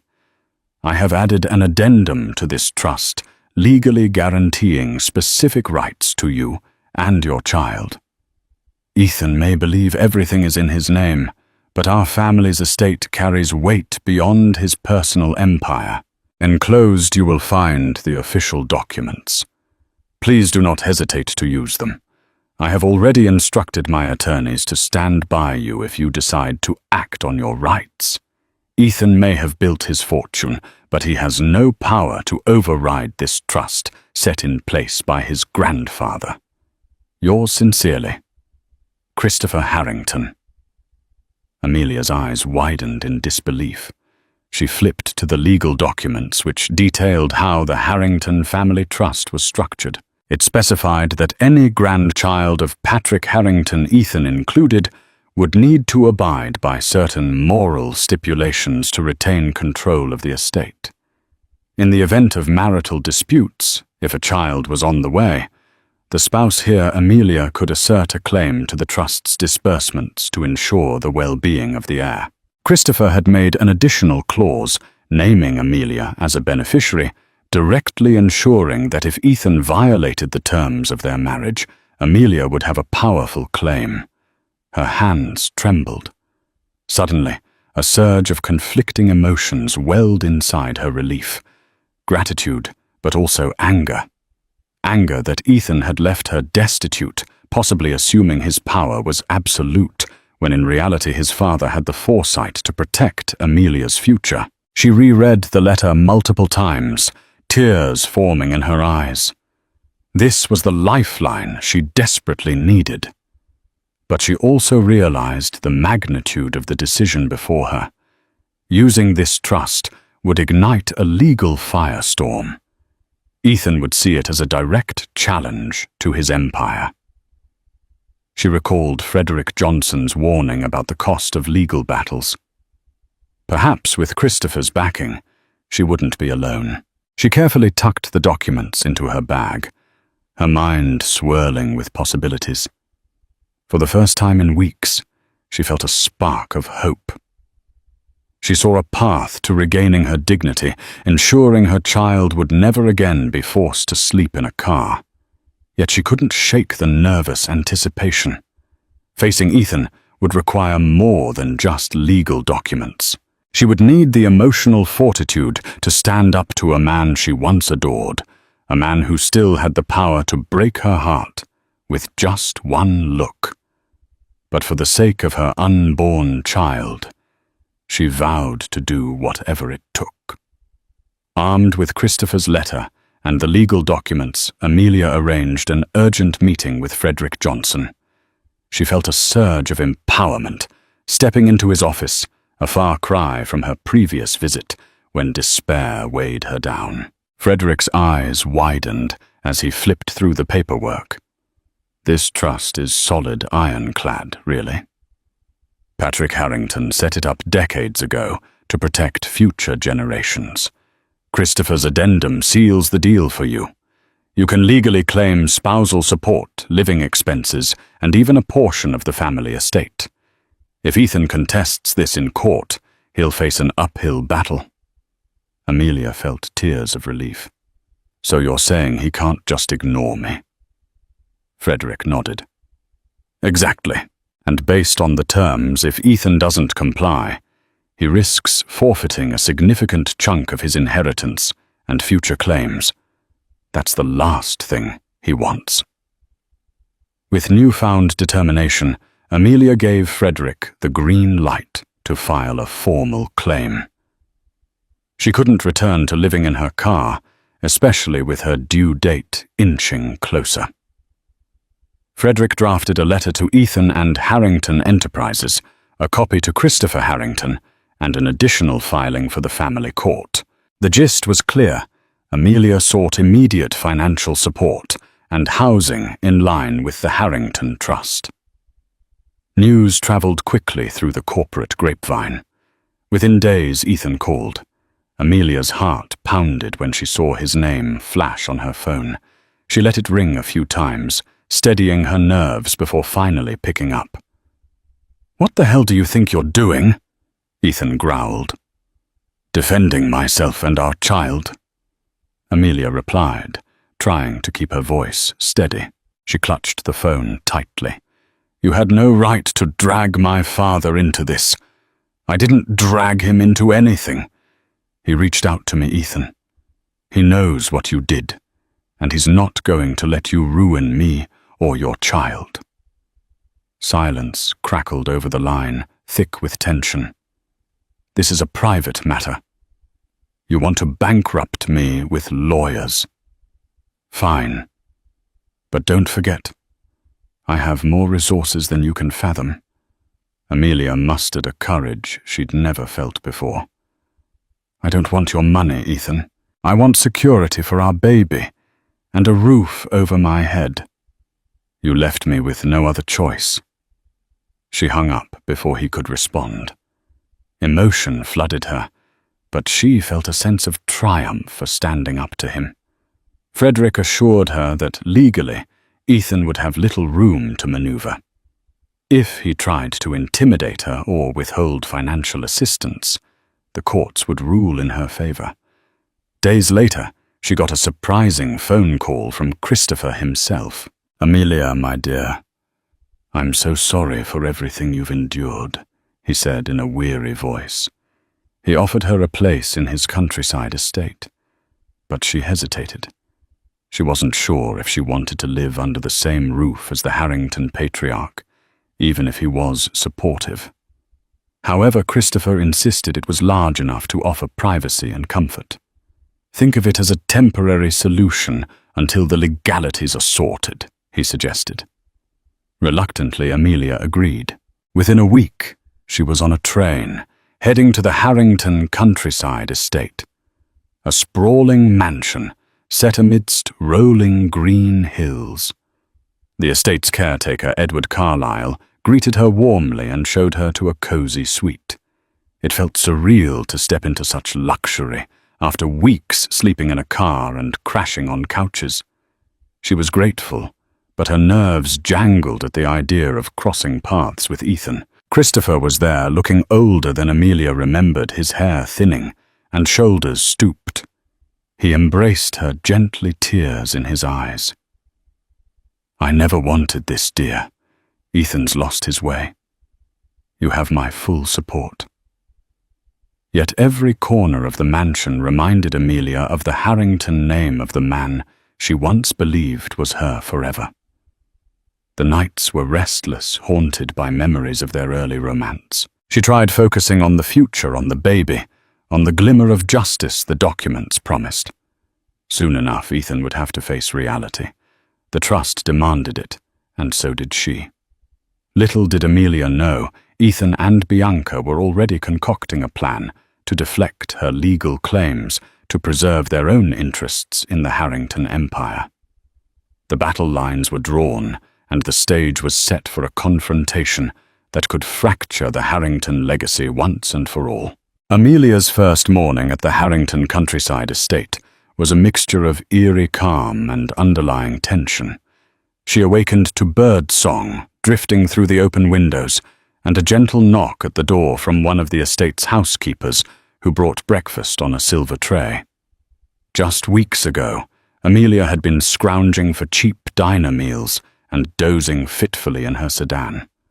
Now she was surrounded by luxury and worry in equal measure. Christopher was nowhere to be seen at breakfast. The caretaker, Edward Carlyle, explained that Christopher had early business to attend to in town. Amelia tried to stay busy, exploring the vast gardens, writing in her journal, and crocheting small baby booties. She told herself this was temporary, that the estate was merely a haven until her legal situation was stable. Late that afternoon, a black SUV barreled up the gravel driveway, stirring dust into the air. Amelia watched from her bedroom window, her heart lurching when Ethan stepped out, phone pressed to his ear. Beside him was Bianca, clad in designer sunglasses. Even from a distance, Amelia felt the sharp sting of betrayal. A short while later, a housekeeper approached Amelia. "Mr. Harrington would like to speak with you in the drawing room." "Which Mr. Harrington?" Amelia asked, apprehension knotting her stomach. The housekeeper paused, uncertain. "Both, ma'am." The drawing room was an elegant space lined with antique bookshelves and accented by gilded mouldings. Christopher sat in a high-backed chair, his expression somber. Ethan stood behind him, posture rigid, eyes narrowed while Bianca hovered near the doorway, arms crossed defiantly. Christopher rose, offering Amelia a paternal nod. "Amelia, please have a seat. We need to discuss the situation." She settled on a velvet couch opposite them, carefully resting a protective hand over her belly. Ethan cut in before Christopher could speak. "You're leveraging my family's trust against me," he said, voice clipped. "It's manipulative, unnecessary. We could have handled this quietly." Amelia's cheeks burned. "You left me homeless," she said, with as much calm as she could muster. "Don't lecture me about being manipulative." Bianca cleared her throat, stepping forward. "Ethan never intended to make you homeless. It was your decision to leave." Heat flared in Amelia's chest. "Decision. I was practically told to get out." "You moved in behind me." Christopher held up a hand for silence. "Enough. This feud has gone too far. Amelia, you have every right to invoke the trust, and Ethan, I won't allow you to disregard it. Your grandfather set those conditions for a reason." Ethan sneered, turning his gaze to his father. "What about my own rights, father? My marriage is over. Let's be honest. Amelia's making claims for money she doesn't deserve." At that, Christopher's eyes flared with a rare anger. "Don't you dare speak of her that way. She's carrying your child. That child is a Harrington heir, and I will not see my grandchild born into poverty because of your recklessness." A tense silence ensued. Amelia felt her pulse pounding. She'd never expected Christopher to rise so strongly to her defense. She had no illusions that Ethan would suddenly repent. But this was a start. Bianca stepped toward Christopher. "With all due respect, Mr. Harrington, Ethan has legitimate business concerns. You can't force him to pour his personal assets into a failed marriage." Christopher's gaze was icy. "My father's trust trumps any personal preference. If Ethan fails to comply, the trust reverts significant assets to Amelia and the child. I suggest you both think very carefully before continuing this course." Ethan's nostrils flared. He seemed torn between anger and disbelief. Finally, he growled, "What do you want?" "Amelia. A lavish apartment. Monthly support. Name your price." Amelia swallowed, her voice shaky but resolute. "I don't want a quick payout. I want stability for our child.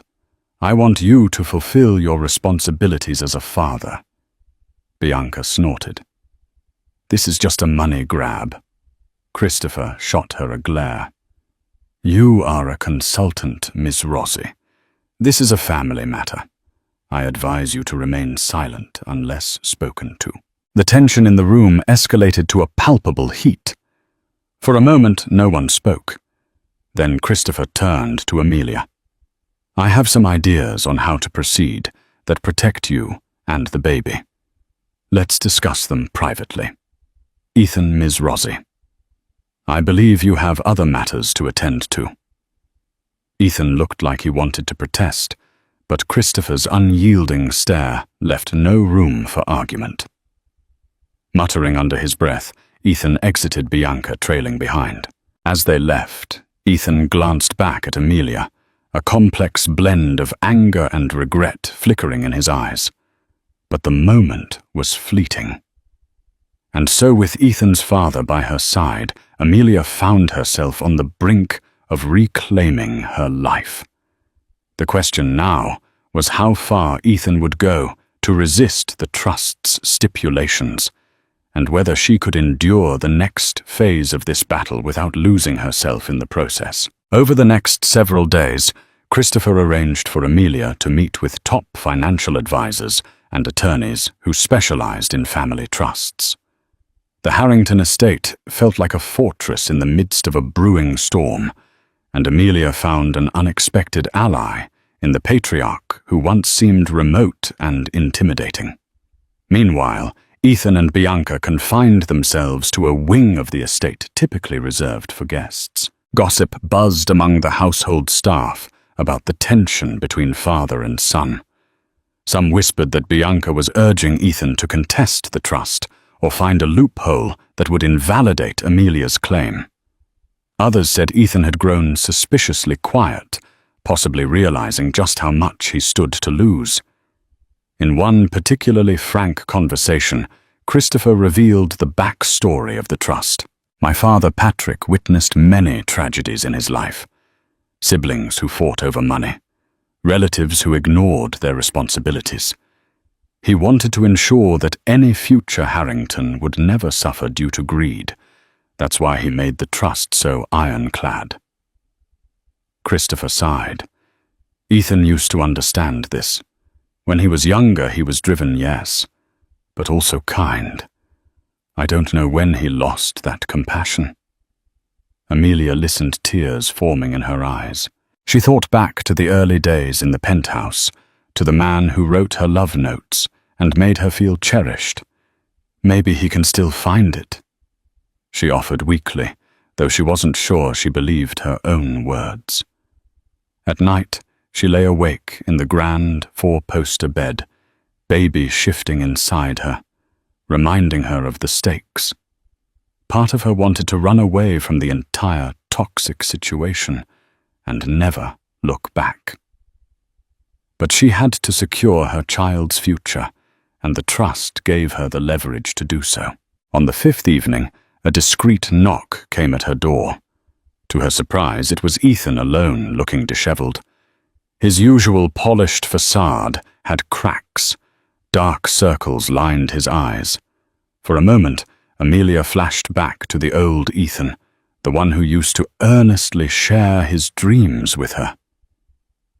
"May I come in?" he asked softly.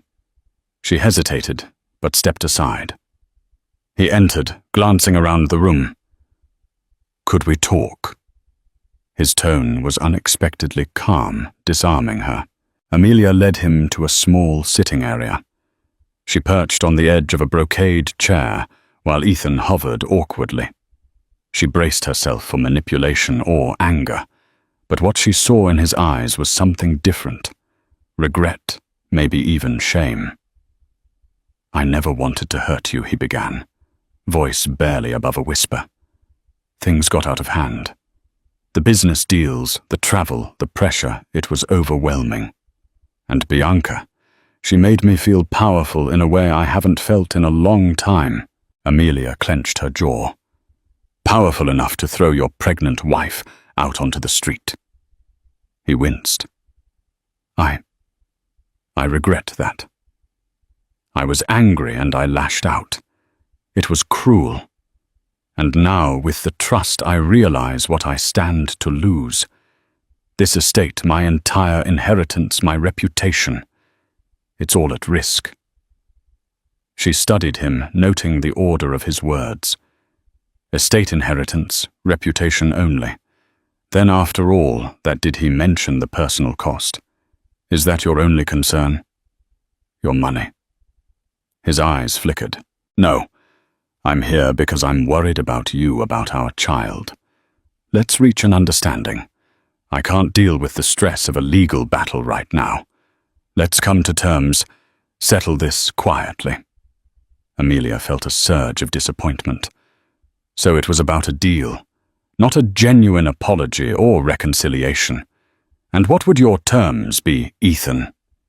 "Look, I'll buy you a comfortable house, set up a generous trust for the child's education, and provide monthly support. In return, you drop any claims on the Harrington family trust. We'll settle everything out of court." His tone was calm, as though discussing a business merger. She inhaled sharply, her hand curling protectively around her belly. "You want me to sign away my legal rights? The rights Christopher and your grandfather wanted me to have, so you can be free to do whatever you want." Ethan met her gaze, but remained silent, his eyes pleading. He reached out to touch her hand, but she pulled away.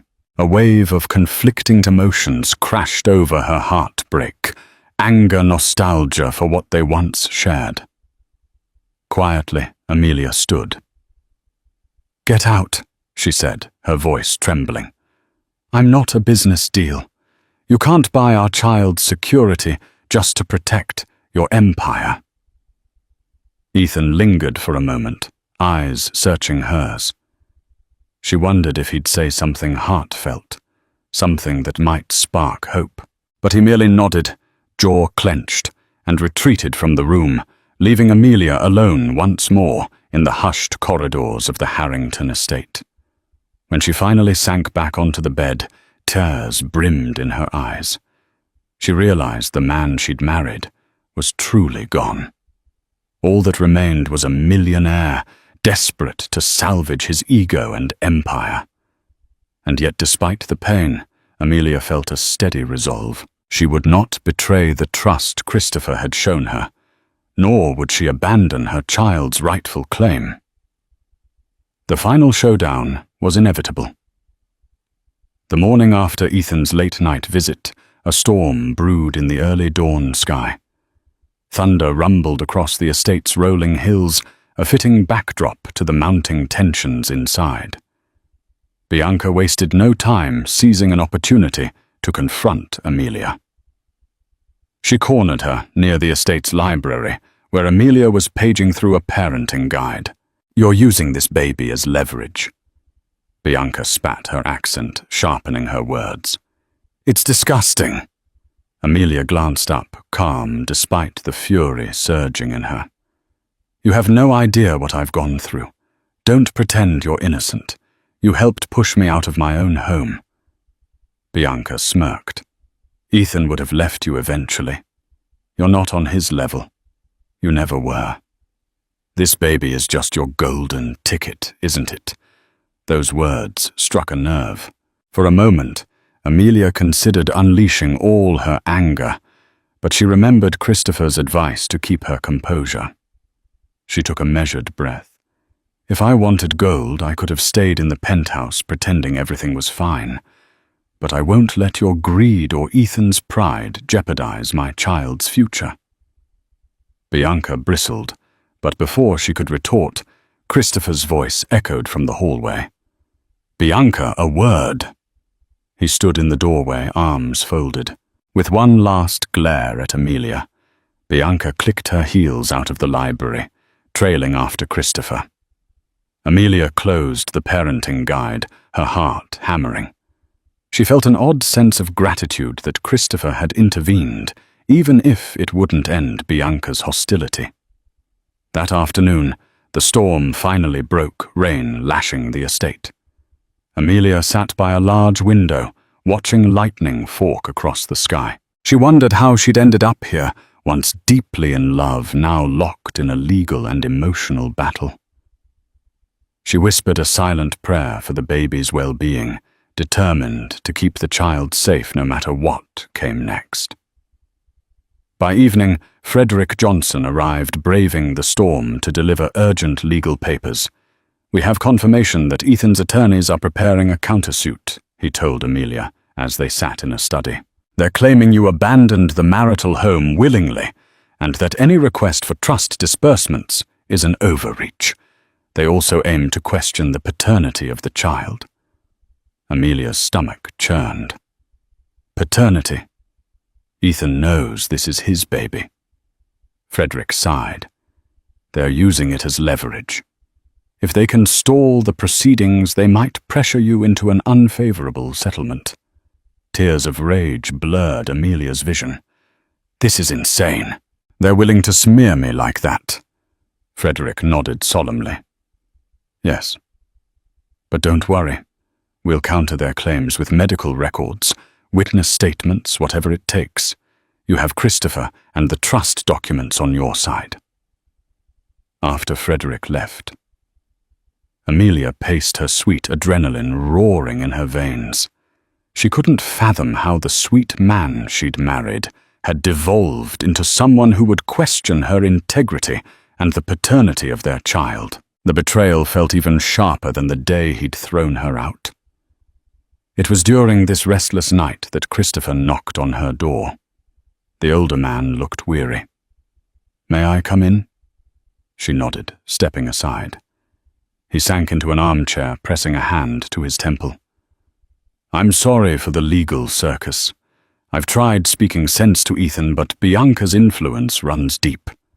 She's convinced him that you're out to destroy him, which is absurd." Amelia's voice wobbled. "He's out to destroy me, Christopher. They're disputing the baby's paternity." "How could he do that?" Christopher's expression darkened. "That's Bianca's handiwork. I know my son isn't heartless enough to deny his own child. I'll do everything I can to intervene. We must stay strong."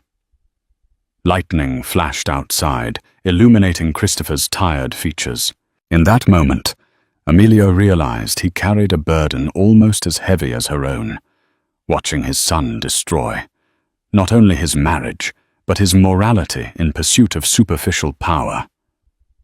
She felt a surge of empathy for this man, who was once so proud of Ethan's achievements. As the thunder boomed, Christopher rose and placed a comforting hand on Amelia's shoulder. "Have faith, dear. Sometimes, even in the darkest storm, the light finds a way through." He bid her good night.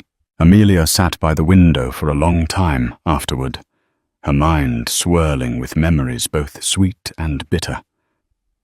She knew the real battle was just beginning, but she also knew she no longer faced it alone. A final reckoning awaited them all. And in that reckoning, a single letter, Christopher's letter, supported by the ironclad trust, might be the key to destroying the illusions Ethan and Bianca had so carefully built. A week later, the long-anticipated court hearing convened in a stately Manhattan courthouse. Rain still slicked the city streets, as though the storm from the estate had followed them. The hearing was preliminary, designed to establish immediate financial support for Amelia and clarify the trust's role. Amelia arrived with Frederick Johnson by her side. She wore a simple black dress that clung to her pregnant belly, a visual reminder of what was truly at stake. Across the aisle, Ethan sat with his high-powered legal team. Bianca perched behind them, her face a mask of cold confidence. The judge, an older woman named Eleanor Pierce, called the session to order. Frederick presented the Harrington Trust documents along with Christopher's addendum. He explained Amelia's circumstances, her forced eviction, her pregnancy, and her need for security. Then came Ethan's turn. His attorneys tried to paint Amelia as a gold digger who refused mediation. They even hinted that the baby might not be Ethan's. Amelia felt her blood boil at the suggestion, but she steeled herself, trusting Frederick to counter. It was Christopher's testimony that proved decisive. When the judge invited him to speak, he rose clear-eyed despite his evident exhaustion. "My father established this trust to ensure no legitimate heir to the Harrington name would suffer due to negligence or greed," Christopher said firmly. "Amelia is my daughter-in-law. She's carrying my grandchild. I've personally witnessed Ethan's recent behavior and can testify that Amelia has been unjustly cast aside. The trust is clear: if Ethan fails to care for his spouse and child, the estate can and will intervene." Ethan's lead attorney shifted uncomfortably, but Bianca visibly bristled. Amelia watched Ethan for any sign of remorse. He stared at the floor, jaw clenched, refusing to meet her gaze. Judge Pierce asked pointed questions. "Harrington, you've heard your father's statement. Are you prepared to contest the validity of your own grandfather's trust?" Ethan stood buttoning his suit jacket. I respect my family's legacy. Your Honor, however, there have been misunderstandings. My wife left the marital home of her own accord, and Judge Pierce raised an eyebrow. According to the affidavits, you told her to leave if she couldn't accept your new living arrangements. So is it correct to say that she wasn't merely leaving of her own free will, but acting on your demands? Ethan faltered. Yes, but it wasn't meant to be permanent. The judge's eyes narrowed. That's not how it appears. Nor does the rumor you're questioning the paternity of this child. It seems you're pulling every trick to avoid your responsibilities. Bianca looked like she wanted to speak, but Ethan's attorney motioned for her to remain silent. At that moment, Amelia felt an odd sense of pity for Ethan. He was cornered, forced to defend indefensible actions, all because he refused to let go of his pride. After reviewing the evidence and arguments, Judge Pierce ruled for an immediate support order. Ethan was mandated to provide Amelia with a monthly stipend and secure housing if Amelia wished to live outside the Harrington estate. The paternity matter was dismissed as a baseless claim subject to a simple test if needed. The judge also recognized Christopher's right to enforce the trust, signaling that a more expansive financial arrangement could follow if Ethan didn't comply. As the gavel struck, a wave of relief washed over Amelia. She had won the first battle. The court had acknowledged the validity of the trust and her right to support. Ethan stormed out, flanked by his attorneys, while Bianca sent Amelia a venomous look before trailing after him. Christopher approached, gently touching Amelia's shoulder. That went as well as it could have. She nodded, tears forming. I'm just glad the court saw the truth. Despite this small victory, Amelia knew the war was not over. Ethan's empire was vast, and so was his pride. But the single letter from Christopher, the trust documents, and her unwavering determination had shattered the impenetrable facade of the millionaire who thought he was untouchable. Now she had a chance to build a life for herself and her child, free from the nightmares of sleeping in a car and from the tyranny of a love grown toxic. And so in the grand showdown that pitted true family values against reckless ambition, it was a single letter, backed by an ironclad trust, that brought the mighty crashing down. Amelia stood firm, protecting her unborn child and claiming the security and dignity she deserved. Ethan, blinded by his own success, nearly lost everything in his quest for power and validation. Yet in the end, justice prevailed. Thank you for watching this dramatic saga unfold from the car, where Amelia first sheltered her unborn baby, to the gilded halls of a family estate where one letter rewrote her fate. If you found yourself holding your breath at every twist and turn, please like this video. Share it with friends who love real-life dramas, and subscribe to our channel for more stories that prove no empire is untouchable when truth and determination stand at the door. Your support helps us bring you more compelling tales every week.